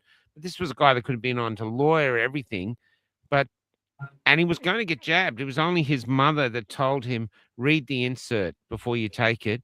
And so he came back with a pamphlet and she said, that's not the insert. And then when he asked for the insert, they couldn't provide it, or something like that. It's in the thing. And he just started to wake up slowly. And now he's this beautiful thing. These kids glow. Johnny Lauder's daughter's the same, so might get her on with it. But there's real hope starting. Yeah. There's a new army rising, and I think it will rise because look at our kids. The government, Albo is offering our children nothing. What it is, it's almost like I told this young guy today because I said, if you feel worthless, then that's the injuries of this modern war. They want you to feel worthless, so you can't be bothered to fight. It means you've been shot by them. They've effectively disabled you by making you feel worthless. The way to fight back is to, well, it's like this, fuck off, don't let the darkness into you. They're mad. We have to come back with worth. We have to give our kids worth. We have to give our kids hope. And maybe life has always been hard and you got to fight. But at the moment, those above with all the money, they are so out of order that I think we're in a place where, we don't pay the tax. There's taxes we don't pay, and all sorts of campaigns, but you can fight it. Because I see it in so many young people, this worthlessness. And that's what I think these young people can get back. There's more benefits to your life to feeling you got worth, not narcissistic worth, but just worth. You're here, you're alive, you're incredible with all the things you're able to do. And it's fascinating. It's fascinating watching them. Kel and I, when we interviewed Rowan first, it was like interviewing this prophet. You're going, holy moly, you know what I mean? And it's filled us full of hope going forward. And the government is offering nothing. They're saying you can't afford a house, climate change is real, and just by existing, you're destroying the planet. You're the wrong color, you're white. White is bad, white is racist. If you're a boy, the head of the Herald Sun in Melbourne replicated what they did in Victoria, WA's front page, where you got this woman going, how do I make my son not turn into a monster? You fucking kill yourself, bitch, because the son's going to do better without you. I hate to say it. Your son needs to be told that he is a gift to the nation, an absolute gift to the nation. And if something goes wrong, well, we fix it then. But telling him that he's a monster, we got to turn him into something else. And that's on the front of a major newspaper, now 2 major newspapers. It is an attack on the very worth of the people. So if you're feeling worthless, even if you're our age, it's not you. That's the damage they've done to you. That's what they want. Shrug it off. It's bullshit. You're incredible. You've got this great brain. You've got the ability to love. Even this old guy I wrote about, the thing that I loved about him was he's got nothing. He's 77. He's living in his van. He's got nowhere to go. The council are constantly moving him on. He's like a ghost in his own town. And what's he doing with us? Helping. Oh, he can't stay there. You go stay there. He's just giving. The state has taken everything out of him and sucked him out of him and just going, why are you still here? Can't we get mates? Can't this guy be sort of coerced into dying to get him out of here? Because we've built these whole new foreshores that are really beautiful, and we don't want these homeless people staying there. We just go to the next town. And so he feels worthless, and yet when he's with us, all he was doing was helping. And then the most beautiful thing happened that I saw. So we were cooking sausages, and I said, do you want a sausage? And he's going, no, he's eating couscous. Or it didn't look very nutritious what he was eating. It was out of a dog bowl or something. And then Kelly, just like a mother of a nation, just gives him sausages, just gives him pumpkin, just gets him in this food. And he's going, no, she's not listening. She's just wandering off. It's not like Cal has much either. It's not like and yet here she is giving. And I thought, this is how we win. We're down here and we think you've got nothing, and we're helping. It's like you and I, Paul. We're helping each other. We're coming up. There's a love connection. And that, I believe, is going to grow because more people are going to realize there's more benefits to loving each other and helping each other than there is to hating each other, using hurty words, attacking each other. There's nothing forward. There's nothing for us that's conducive for our souls in their worthless world. It's now this is one way to do it. So if you're feeling worthless, fuck it off. It's not real. They've done it to you with all their propaganda. Shrug it off. You are a beautiful human being. And if you see us, why don't you sit over and do an interview and we'll share your beauty with the world like we did today with Xavier. Honestly, it's an honor to share the voices of these young people. We've got about 4 other interviews to go up too. So, yeah. Amazing. No, it's important work. It'll be seen that way, I'm sure. I'm trying to. Here we go. Shoot me first. So this is Gerard Rennick, and he's pointing out the changes that this was back in, I think, June, July last year.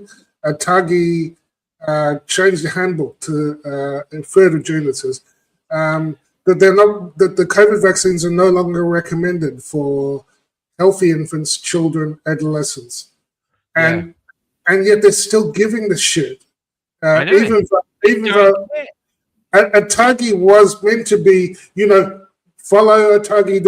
They're the experts. Follow them. Your livelihood depends on it, and yet they change their advice, and they're still giving shots, even though TAGI itself now is saying that the risk benefit is not there. That they're suffering more harm than good, And so to me, watch this. This was in Bunbury on a wall for an entire huge building called the immunization building or vaccination building.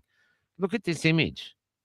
So we've got clean water, fresh air, healthy food, but you still need your vaccination. Look, I'm getting it. It's almost like you're not even an earthling. You're from some other planet. And the only way you survive here is they vaccinate you and put this shit into your veins. And the young guy, Xavier, today said 3 to 5 times a year, they were vaccinating the kids in the school. They'd come in, often didn't tell them what it was for, and they'd have 20 or 30 people. He says that they would pass out. And they was just doing it. It's like sheep. It's like just vaccinating sheep. And it's. So what do you think of that image, Paul?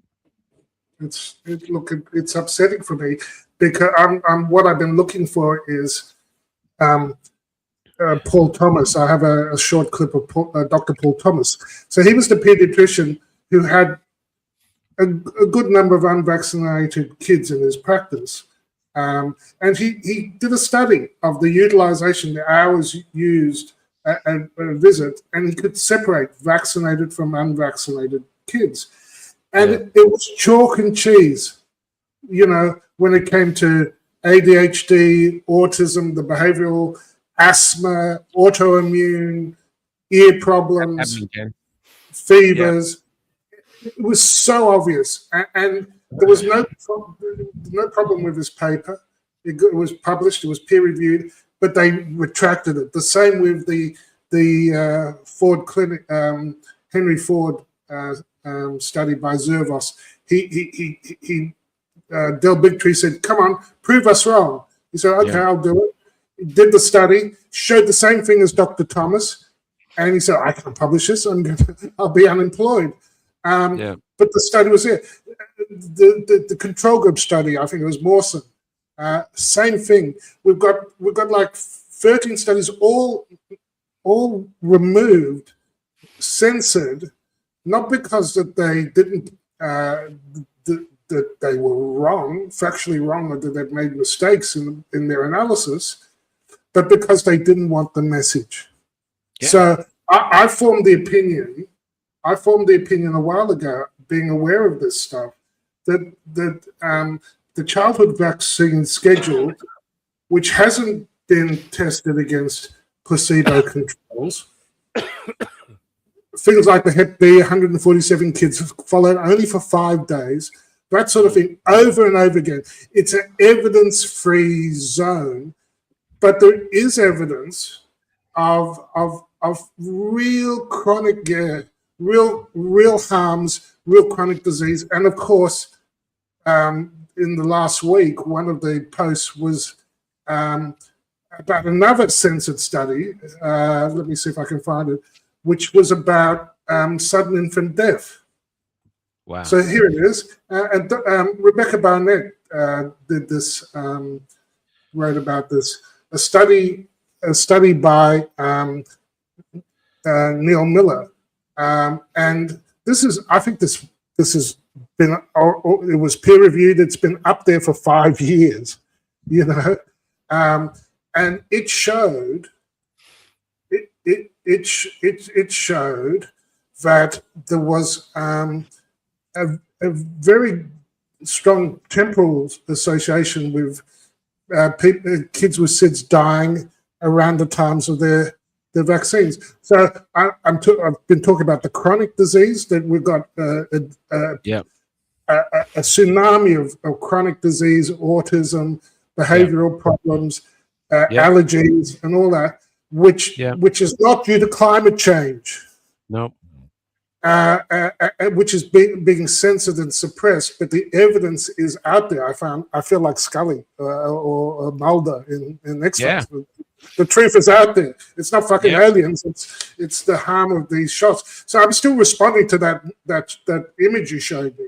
You know, the idea that health is injected. Yeah, this is pure propaganda, Paul. This is what they are selling. I'll just bring it up again. Because there was others on the wall too, but this is what they're selling. They're saying that this is the where to go? That's on the wall, so that's the truth. Some little kid sees it. Look at that, smiling. She's smiling. It's just healthy country kids. Forget about vitamin C, fresh air. It's just sitting down, taking shit into your veins. This is evil. Evil, evil, evil. And I'm just here, Vaccines Amen. I'm reading this by Aaron Siri. Once I finish to it, I'm going to reach out to him to see if we can get him on. This book just blows your mind. So the people that make the vaccines and the regulatory bodies and pharma, and they all work together. So it's like you designed the vaccine. I'm marketing the vaccine, and the regulator is supposed to see if it's safe. We're all mates.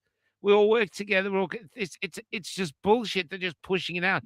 And the saddest thing of all, I think, not the saddest thing, but one of the real tragedies, and I wish I could find someone to come on and talk about it, shaking baby syndrome. So obviously these children, these babies have died of a vaccine injury. And these young men come in, these young fathers, probably freaking out.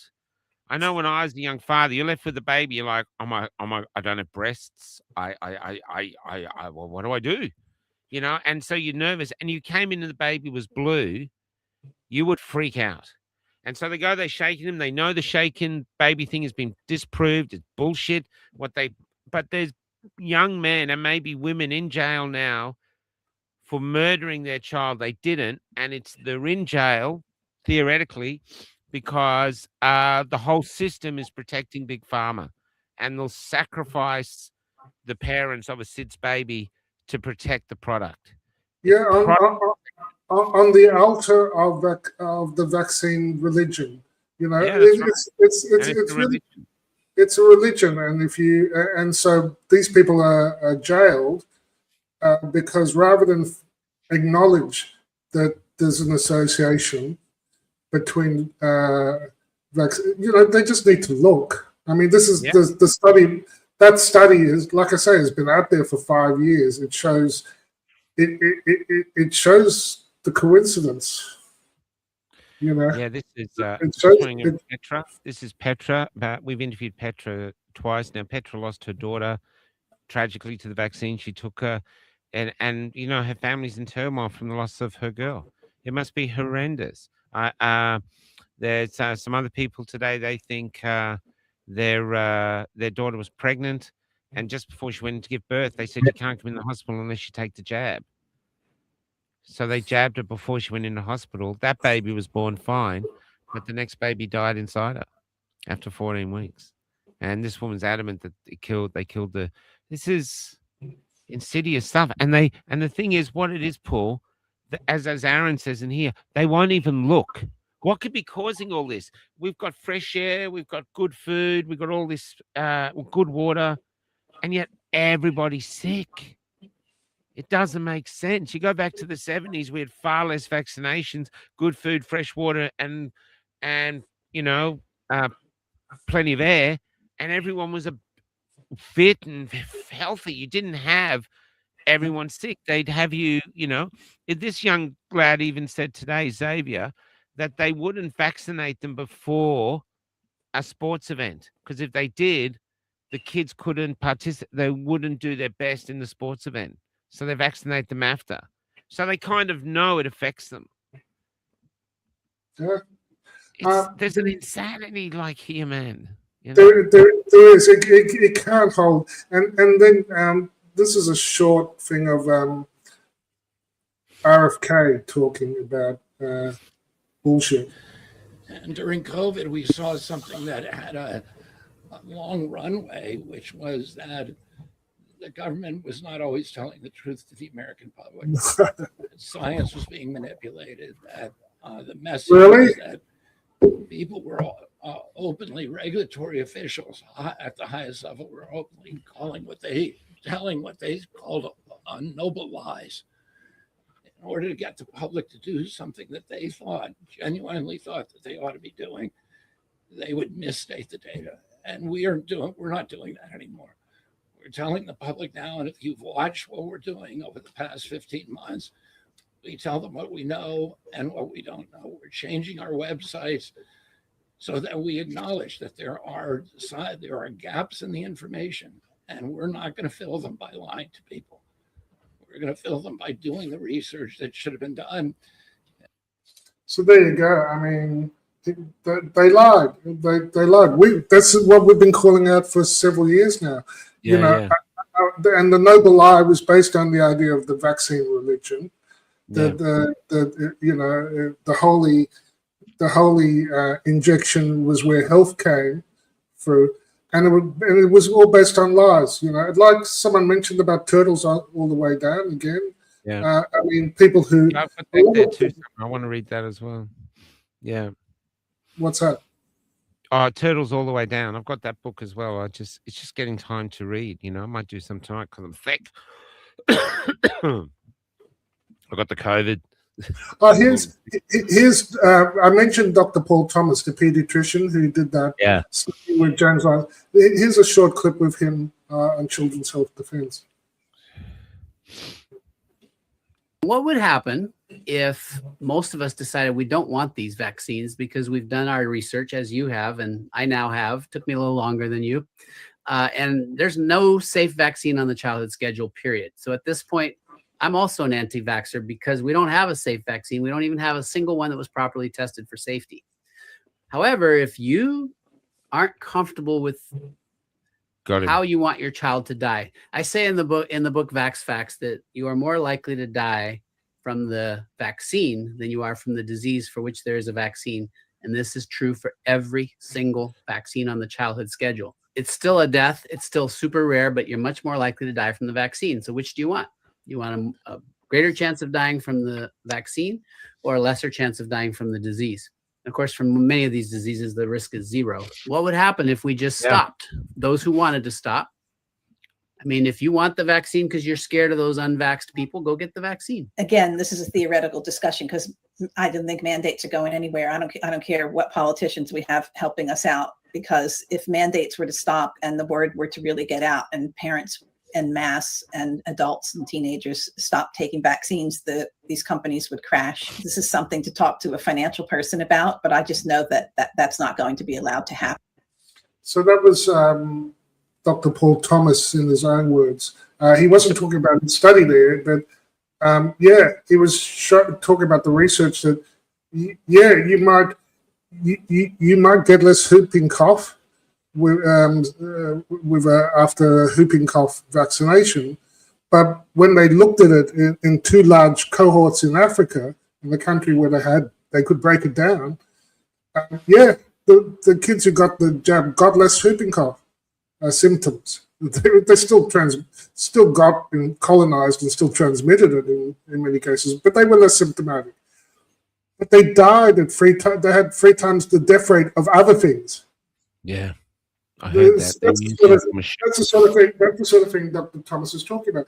It doesn't mean that it won't protect you against measles, but if you're 3 times more likely, your kid's 3 times more likely to die from another cause, it's not a win. It's not a win, and it's been played out over and over again with all the shots. So that's what Paul Thomas is referring to there. But what she said then is it. These without vaccines, these big pharma companies will collapse. So what they're doing, the state and all those invested, including in the corporations themselves, they're basically trying to survive. And if they have to make us all sick to do so, they will. So it's gone past morality. They just want to survive, and it's like burn all the fields, burn all the fields sort of strategy. This is it. So people are waking up, people are coming in, they don't want to get it, and they're going all out. I mean, even our here where I've met women, single mothers who didn't want to vaccinate their kids, saying the government constantly sends them things. If you do that, we'll give you this much money. We'll give you hundreds of dollars. Just do it. Just do it. Just do it. You're missing out on all this money. They're desperate to do them all. But these young lads who are talking now, and hopefully they'll bring other young lads out. Yeah, man, there's change coming. I don't think they can stop it. I think the tide for change is rising. It's like an orange tsunami, but it's going to be tough first. These people aren't going down without a fight. No. Well, remember in Nepal last year, the Gen Z revolution. One 15-year-old kid just became a focus, and they ended up burning down Parliament and throwing the politicians in the river. They had to escape by helicopters off the roof, like in Saigon at the end of the Vietnam War. Last week, we had the Forest of the Fallen in DY, and you were saying that the public are fed up. This guy seems pretty fed up. He was being interviewed by Rosie when I was down there last week. Oh yeah, I saw that. Murphy, thank you for coming and seeing us at Forest of the Fallen. You've just come by and said you had a problem as a result of the COVID vaccination. Which one did you get? Pfizer. And at what point in the so-called pandemic did this occur? 21. 21. Were you mandated? No, but I was bribed. Well, yes. As a parent, they bribed my children, knowing that the adults would also take it, because they told the kids that they couldn't participate in anything, and as a result of it, they insisted on having it. So your whole family took a Pfizer injection? Yes. And has the result been as diabolical for you as it has been for other people? It has been for me, yes. What happened to you? I had anaphylactic shock, but I've never been allergic to a thing in my life. And was that after the first or the second one? I've had two of them. It happened months afterwards. Yeah. And then I also now have got ectopic heartbeats permanently, where I've never had a heart problem in my life. Well, you look like a fit man. Now, what's the medical profession said to you? Have they attributed it to the vaccine? They're the most ignorant bunch of fools that I've ever dealt with in my life. They have no right to hold a medical license, and they're liars, and they participate in this bullshit that the government has created. They've been silenced, whether with money or whether with threats of removing their license. It is so outrageous that the people that participated in this should be either hung in a courtyard or they should be removed from society for a very long time and imprisoned. Murphy, I think a lot of people have started to see your point of view with this, because there was an obligation of all the medical people to provide informed consent, and that was not done. There will be a liability issue. We have to look at AHPRA. We have to look at all our previously trusted agencies, because we can't trust them anymore. And doctors have to realise that the people now are realising what's happened. We, the people, have to educate the medical people, because the medical people are too scared to look. I think that is really what's happening. What do you think about that? I feel the government is conspiratorial with the pharmaceutical companies. This was all done as a matter of profit. Normal vaccinations take 10 years of trials. They brought this out in months and used people as guinea pigs for profit. It's so outrageous and it's deranged. It's criminal. It's beyond criminal. Yes, evil, cruel and criminal. Murphy, thank you so much for coming and sharing your views with us, and I have to say I entirely agree with every word you've. So I do you know what I particularly liked about that? He was angry. Yeah. You saw the. Did you notice? Did you notice the his anger was pretty on display? And Yeah, it's the first time we've seen anger. Usually the blasé. So that's really. Yeah. So I don't know, but maybe. And Dawn Shannon says he doesn't look like a well man at all. You know. Yeah, I'm afraid not. Look, the other thing that happened this week that's worth mentioning is the hearing in the US, Ron Johnson's hearing, and I've got a few short clips about that. Just to give people, I watched the whole thing. I thought it was excellent. So this first one is our friend Asim Malhotra. Oh, yep. If I can hit the button. Here we go. Looking at the totality of up-to-date evidence and what you've heard from eminent witnesses today, in my view, millions of Americans and millions more across the world may be in clear and present danger of suffering premature cardiovascular disease and cancer. Without allowing all scientists to debate this openly, without fear of censure, we will not be able to identify who is most at risk and how these risks can be mitigated. When it comes to making money, multinational corporations have been diagnosed by preeminent forensic psychologist Dr. Robert Hare and law professor Joel Bacan as legal entities that fulfill the criteria for psychopathy. Characteristics include callous unconcern for the safety of others, incapacity to experience guilt, repeated lying, and conning others for profit. The evidence presented here today exposes the corporate tyranny underlying public health practice. This profitability over people rooted in the neoliberal economic model has led to trust being an all-time low in the medical profession. A full public apology from government bodies and medical leadership to the vaccine injured and bereaved is an essential first step in restoring that trust. Tyranny emerges afraid to say what they think. When you have something to say, silence is a lie. When everyone lies all the time, the tyranny is complete.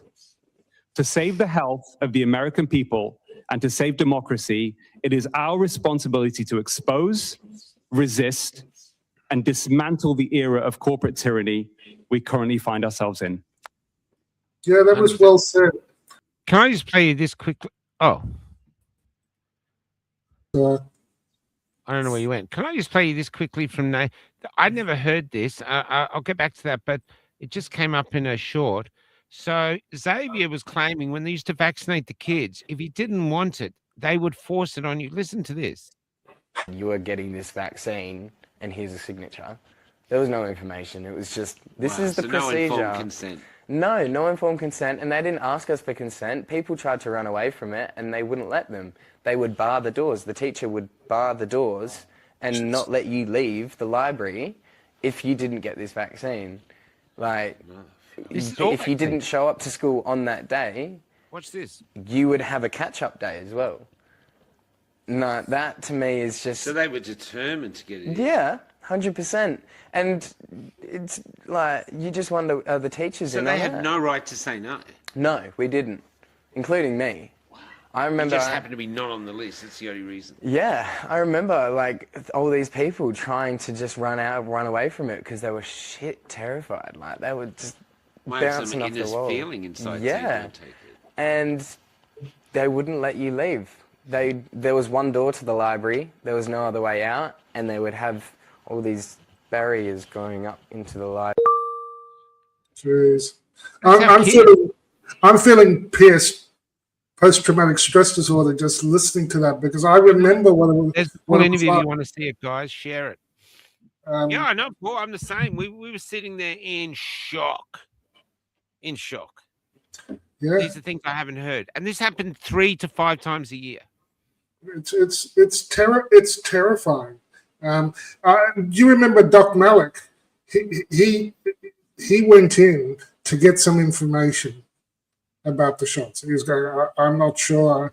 And he sat down, and before he had a chance they had injected him in the arm, and because they'd redefined informed consent as being in the building and sitting down, not so that, and he couldn't. He went back to the car and he cried. He wasn't there to get injected, but they just said, "Oh, you sat down in the chair." England. Malik in England. Malik in Yes. England. Yeah, that was his story. So, they redefined they redefined informed consent as you've stepped into the building. That's enough.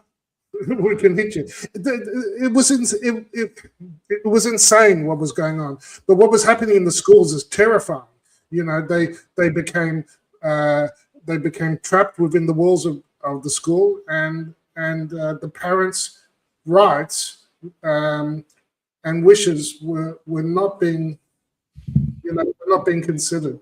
I had a young woman who told me when in Port Macquarie, her son was going to one of the best schools there. The school was full of lawyers, and he called up to say he's hiding in the toilet because she'd given him a mobile phone, and that they had Greyhound buses and they were ferrying all the children away to be vaccinated, all of them.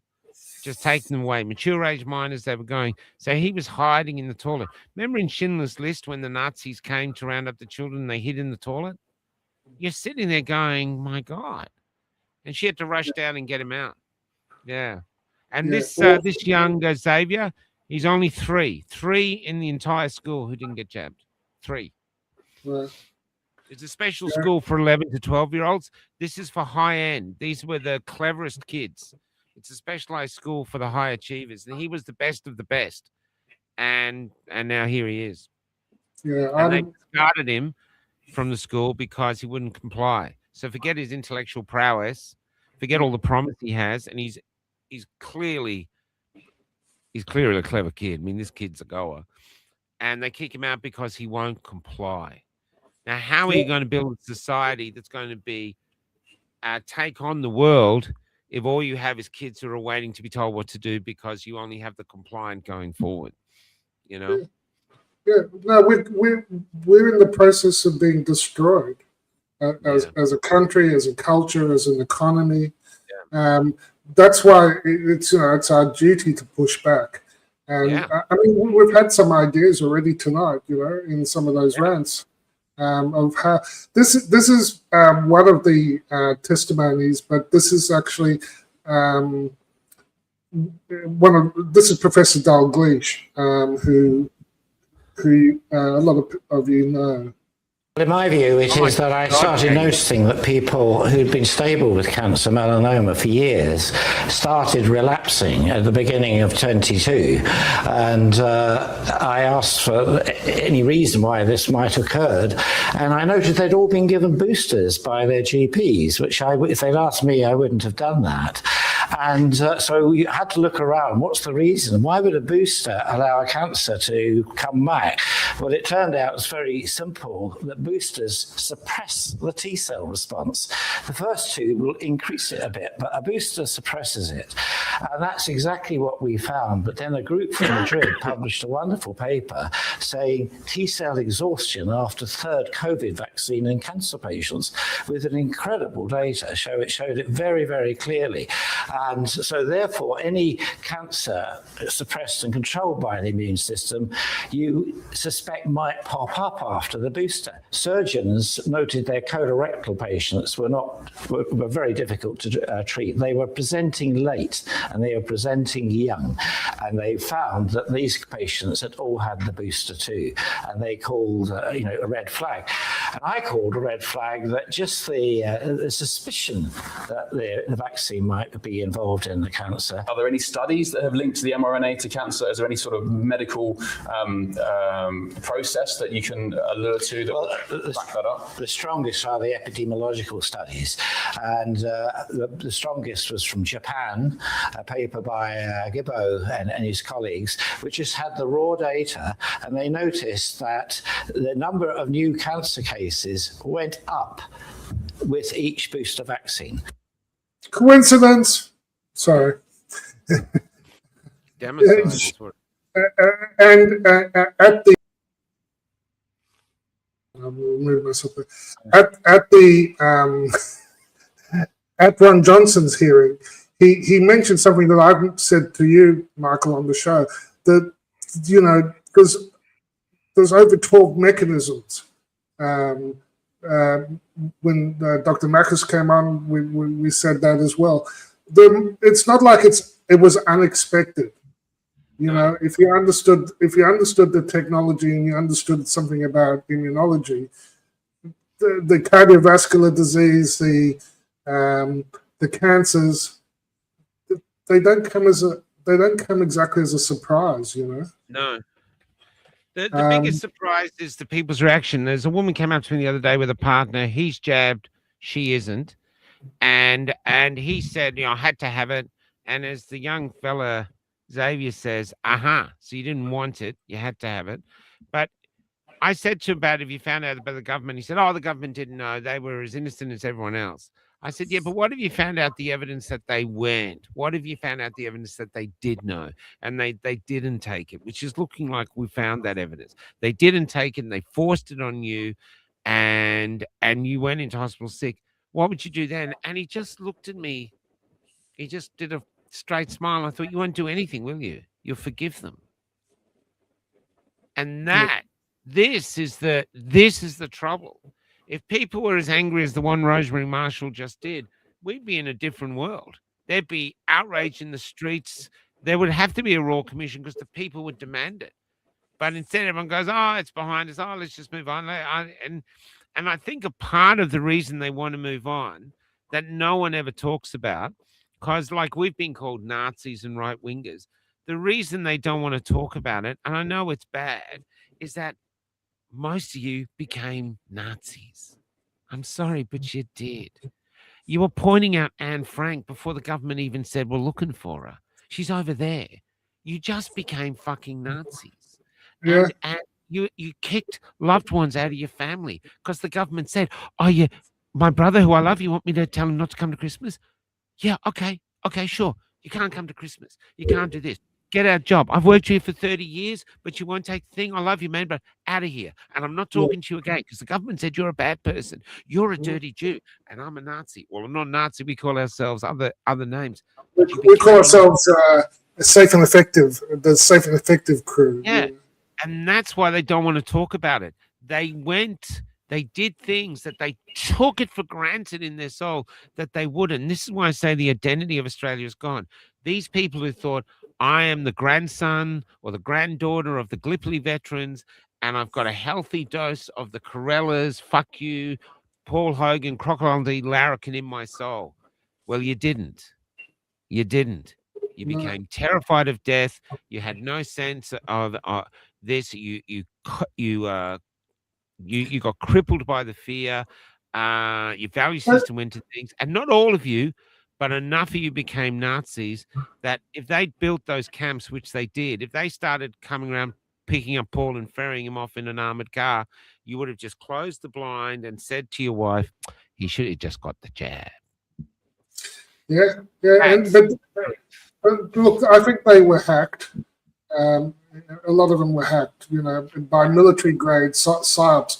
Now, needless to say, if you've been coerced, bullied, and psyoped using subliminals and psychological nudging, military-grade psychological operations, that's not informed consent either, you know.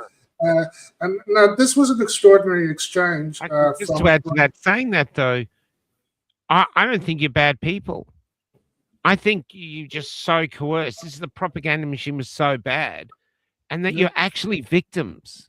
You are victims of this, and you deserve retribution. You deserve it. You should be furious because what the lie that they used against you was love. Save your grandmother. Safe and effective. Save society. They coerced you the same way they coerced young men to go and die on the shores of Gallipoli for no real reason. It's just the bullshit of war. And here's the same. You were coerced, lied to, blackmailed.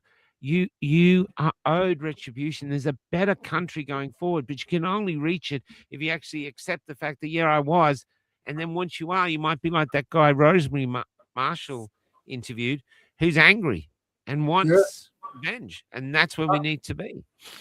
I saw all of them as a cabal of needle rapists. Yeah, you know, like it was a widespread needle rape, and that was before I knew that. That's before I knew that there was DNA contamination. Remember that? You know, and all and that. now they're taking all the things. So we're basically the whole country's being medically raped and pillaged. Yeah, that's literally. I think literally. I thought this was an extraordinary exchange. This woman represents the oncology organization, and she'll speak for herself. Dr. Graylow, you mentioned that mRNA degrades very rapidly in the body. Is it your understanding and belief that the mRNA in the COVID injections is that type of mRNA? That is my understanding. So you don't realize that that's not true mRNA, it's modified. It's modified pseudouridine, is that so it doesn't degrade. You're obviously then unaware of some of the studies that show that the spike in the mRNA is circulating the body up to 2 years. We haven't studied it longer than that, but it's stayed in this body that long, attaching to the cells. As long as I'm on this track, was it your belief that the injection would stay in the arm? We were told that it was going to inject in the arm, stay there, create antibodies. The mRNA was going to degrade very quickly, and that's why it was so safe. Was that your understanding and your belief that the injection stays in the arm? I think the effects of the injection are total body. So the immune response, the reaction. No, but I mean the actual. So you're aware the modified mRNA was encapsulated in a lipid nanoparticle, correct? So do you believe that package stayed in the arm as we were told it was going to do? I can't reliably comment on that.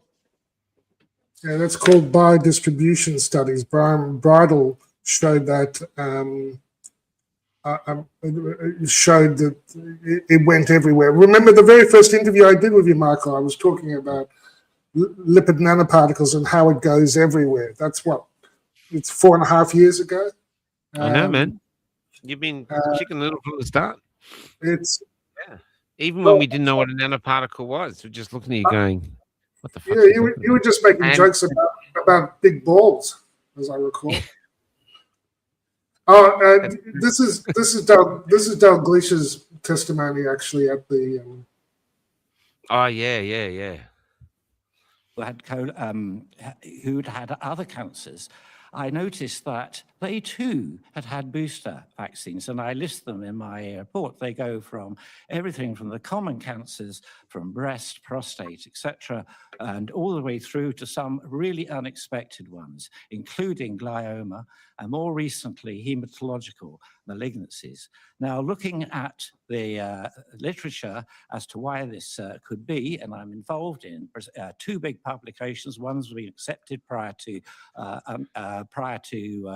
changes, and this shows that there are remarkable at least a dozen mechanisms where messenger RNA can insert into the DNA and activate oncogenes, and more importantly, and especially the long term, they can suppress the suppressor networks, which means if a cancer is starting to evolve, it would normally be maintained, controlled, and this mechanism is being prevented. And the number of people who've shown this is quite enormous. So as an oncologist, who I'm starting to see that it's not only my patients now, it's people I know really well who are going down with cancer, and they're going down more aggressively, and the treatment is not working nearly as well. And I'm used to people saying, oh, there's no evidence that the cancer's increasing and that there's anything to do with the vaccine. But I can assure you from the patients that I have seen that many have seen a dozen doctors before. Not one of them has ever asked the vaccine history. So of course they see no evidence. And my full detailed research into the messenger RNA vaccines, and I was on the scientific board of a company claimed to be the messenger RNA vaccine company for 5 years and left 8 years ago. So I know a lot more than the average clinician. And myself and others feel that there is no way you can control this technology, and its use for future vaccines should be banned, and the COVID ones stopped now. Yeah, I agree with it. Yeah, I agree, but man, they're investing everything. They've got factories in Victoria and 2 factories in Australia now pumping out hundreds of millions of these things, you know?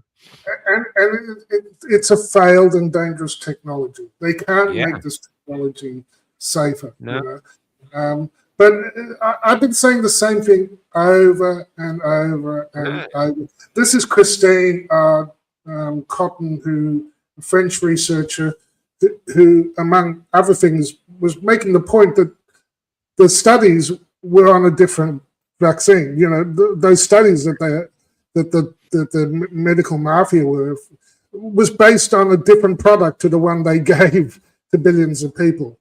You know, it was the process one. It was a bait and switch. There was even for all the minutiae. Let's look at the study. Look at the study. You know, and some of us, like Steve Kirsch, was pointing out, oh, even in your study, more people died in the jab group than the unjab group.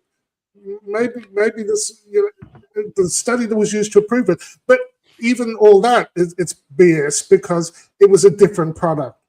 The product they gave was like made in a PCR machine, you know, in a clean environment. The stuff that they gave us was in vats of genetically engineered poo, E. coli. You know, very different product. That's where the SV40 and the DNA contamination comes. Anyway, this woman, unfortunately, as you can see in her message down below, committed suicide, self-made a few days ago. So yeah, and it's interesting the conversations around it, the symptoms she was suffering ever since she went public. She's had a lot of chronic disease and pain, and someone was even suggesting it was consistent with thallium poisoning. So maybe she was poisoned. Wow. I like this comment. Wow. I like this comment by Toby Rogers. You know, it's revealing that Western medicine and science have chosen to die on the hill of defending vaccines, when it's relatively easy to show most vaccines cause more harms than benefits. Since this lie is their core belief, the question becomes, what else are they lying about? Yeah, that was a great comment. Yeah, wow, man. So, yeah, that's a shame. So there's no shortage of information. No, you can't. If you can't see it now, we're not waking anyone. If you can't see it now, you don't want to see it. You just don't want it. And I see that everywhere. People just switch off. They don't want to know. They just don't want to know. And what they're stuck in, they need. I'm just going to put this up here now. The quiz show is going on. I'll just get Kel to put it up a few times. That it's just going up now. That we're going to try the registration thing again. I contact StreamYard and they said I didn't tick register. So hopefully that'll be the difference. There it is there to register for the quiz show. And we'll have a look at that. We're going to be telling some dirty jokes and stuff like this. But it's let's see how we go. It's very interesting, Paul, as to why the trolls hate. There's hardly any trolls today, just a handful. But on the quiz show, they are manic. So why is it? What is it about the quiz show that they're so scared of? I'm wondering if it's because people now are just watching us and doing comments. But on the quiz show, you pose questions and they think. And that's what I think they hate. You pose, and more of the questions, like people going, oh, I liked it when you first started. Were you just playing funny people, you make fun of them? Well, I can't be bothered to do that. I'm more interested in posing questions, and I don't know the answers to either, and neither does Kelly, and getting people to think, and the questions are amazing, and I wonder if that's what they're frightened of. I don't know. They're frightened of something, otherwise they wouldn't be so It's a violent. huge investment, yeah. It would, And it's look, just vile. I don't have too much more. I thought I'd play this Yeah, go because ahead. to get back to a little bit of situational awareness of where we are. This is Überführer Schwab. Who will really command the fourth industrial revolution and its technology like artificial intelligence? What's your sense of who's best placed at this time to lead the world into the fourth industrial revolution? Because you pretty much created this term. We're seeing the kind of technological strides that China has made with Huawei, with the 5G technology. Do you believe that this could potentially be China's time once again? We should make here again let's say a differentiation. On the one hand, we have state capitalism. On the other hand, we have shareholder or private capitalism. So it's a clash between two systems. I believe that state capitalism in the short term provides certain advantages, because you can mobilize in a concentrated way a lot of resources to reach a specific objective.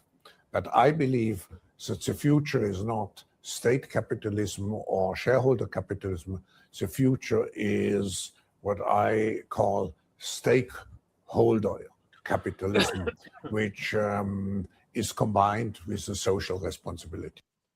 Yes, it's what the billionaires want. And one of the things I'm noticing, Michael, is that I'm concerned that this global financial system, based on promises, and particularly government promises, sovereign debt, is and the currencies themselves are at risk of collapsing, you know. Yeah. Where was his? Not already. I agree. Where was his pussycat? You know, Yeah, that's right. he's such an obvious Bond villain. I think I've covered the main things I wanted to that I picked up in the last week. There's so much. I don't know what people are interested in, but I am fascinated by what's happening with the oil shock that I think is still incoming. The impact it will have on the debt-based financial system, and I think this has been engineered.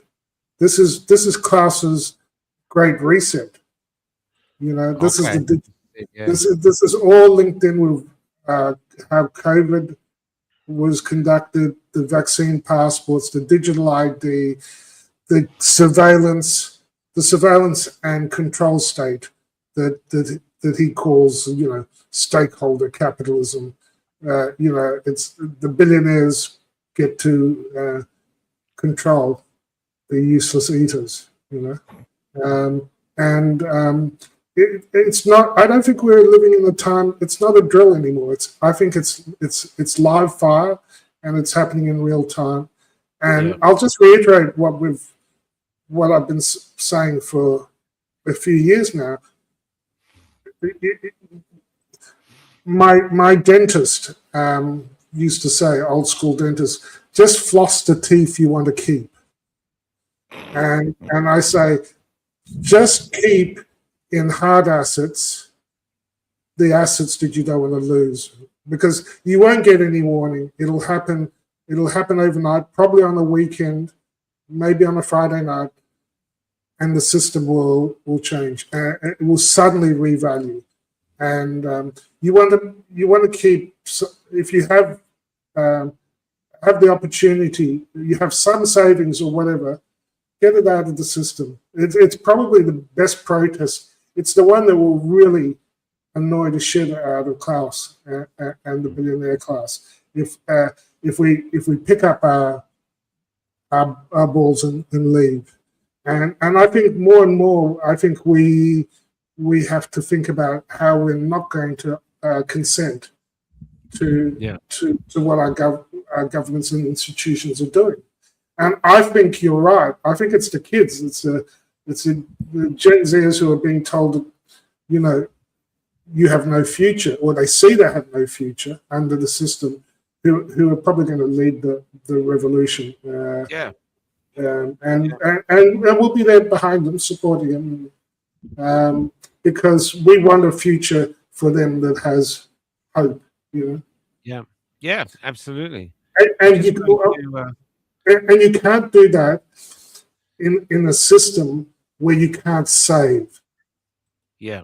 We can't save because we don't have sound money. It's been killed by inflation. Yeah, no one can make any money. Everyone's going. Well, you can't save, and the problem, and the problem with the society where we're rapidly debasing currency is that we no longer have any long-term view.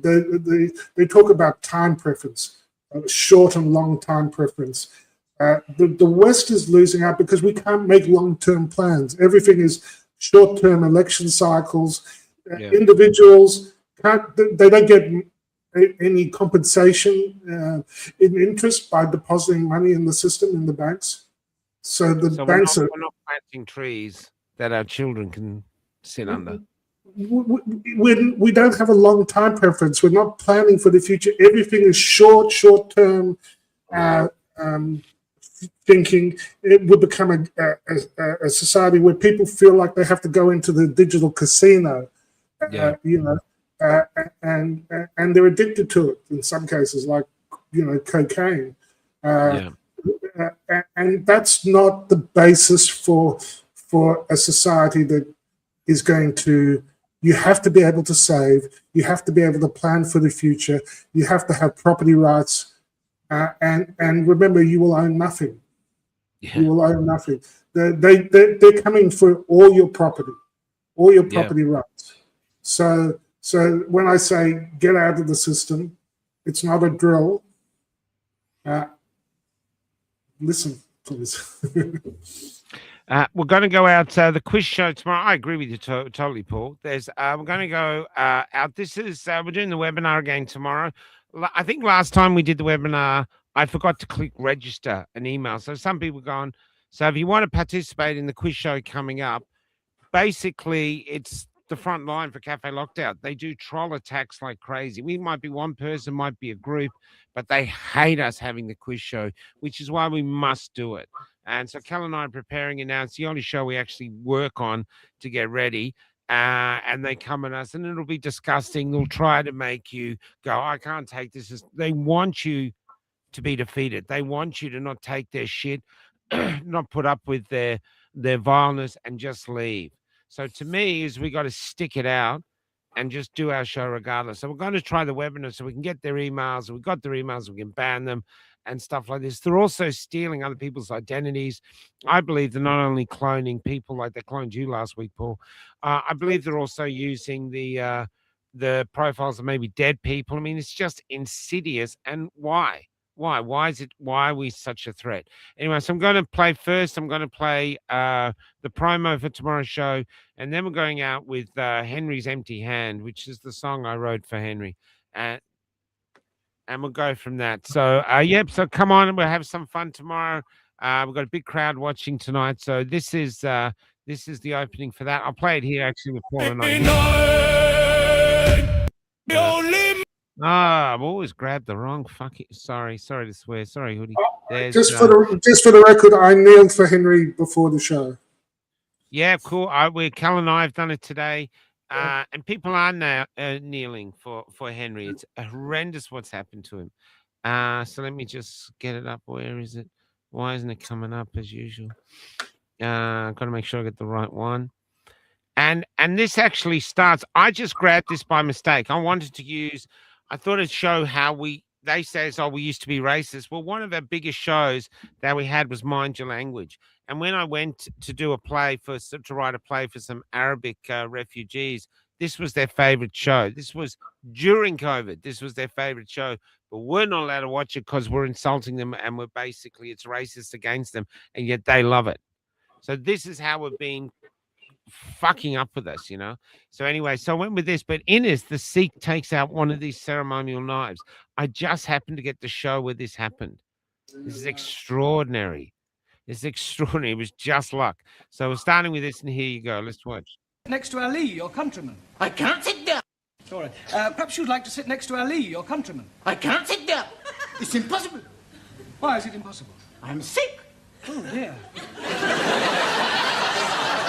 Hope it's not contagious. Perhaps you want to come back when you're better. I do not comprehend the gist of your conversation. Well, you said you were sick. No. I am not referring to my physical state of mind. My religion is sick. And he is Muslim. Islam is the only true faith. And Muslims follow a false prophet? How dare you be speaking ill of God's holy messenger, you damn fool? Sikhs are unbelievers and Remember, this was mainstream TV. infidels. Sikhs are peace-loving people. And it's English. If you are not careful, I will have much pleasure in dispatching you to your holy messenger with this. I will not tolerate any religious intolerance. Now put that knife away. He called me an infidel. Well, you didn't mean it, did you? Most definitely. I swear by the 5 rivers of Punjab to slice your throat from there to there. Oh, ear to ear. Here to there, or there to here. Yes, there will be no throat slicing in my class. And these are the Danny LaRue dancers. It's the quiz show on the globe. It's the quiz show on the globe. It's the quiz show on the globe. Oh, fuck. Is it only Monday night? It's the quiz show on the globe. So she had a flag stolen, not even by a police officer. She was just holding up a flag and got taken. Is it only Monday night? It's the quiz show on. This is the guys who used to wear the black face with the black and white minstrel. It's the quiz show on the globe.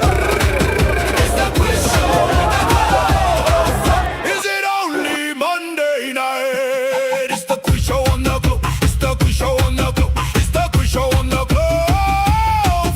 Is it only Monday night? He's in a network lag and his prizes are crap. And I'm pretty sure he never took the fucking jab. But since you're all out of you because your government shafted you, where else can you go, so? Roll up, ladies and gentlemen, right, and come on down to Cafe Locked Out, because it's the quiz show on the globe. It's the quiz show on the globe. It's the quiz show on the globe. Is it only Monday night? Come on, everybody, sing along. It's the quiz show on the globe. It's the quiz show on the globe. I recommend you do this. We've done it. We've hit about 20,000 people just in the last few hours doing this. Why not? It's the quiz show on the globe. Is it really only Monday night? So that's it. So it'll be a bit controversial tomorrow, but who gives a shit? And going from there. For something different. For something different, a little bit. For something different, a little bit controversial. And so, and this is Henry's hand. And what the whole thing of this purpose, what really got me when I wrote this poem is not one of them could take off one of those effing gloves, not even his killer or his killer's family. No one could hold his hand. Even if you couldn't save him, he was dying. Couldn't you hold his hand as he died? Have we lost it so much now that it's like, no, he's a racist and this. There's something demonic about that picture with the claws around him. Someone's actually done it with AI. It truly is demonic. I think it's literally Henry's hand could change the world. And here we are. So this is Henry's empty hand, meaning I just wish someone would have held his hand.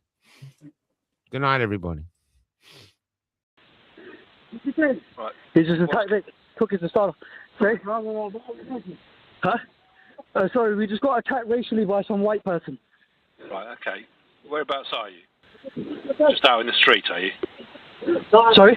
You just in the street? Yeah, literally, I just parked up my car to come home, and he's attacked my brother.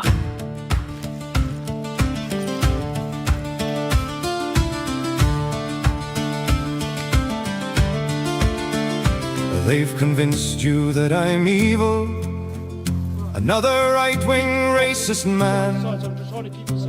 But is there any chance, my brother, that you could hold my hand?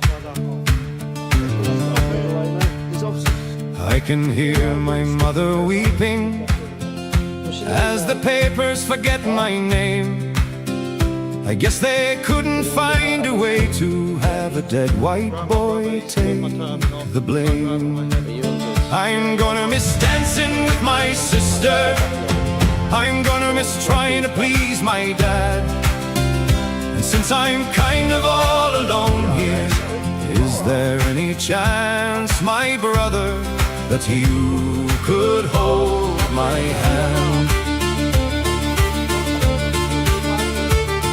Who knew I'd make the podcasters? Who knew that all my dreams were lies? And despite never doing wrong by you, there's only hatred in your eyes. I was partying before this, I dressed up and wore a tie. Now there's ghosts among the coppers, the ones laughing as I die. Now there's ghosts among the coppers, I guess they're waiting for me to die.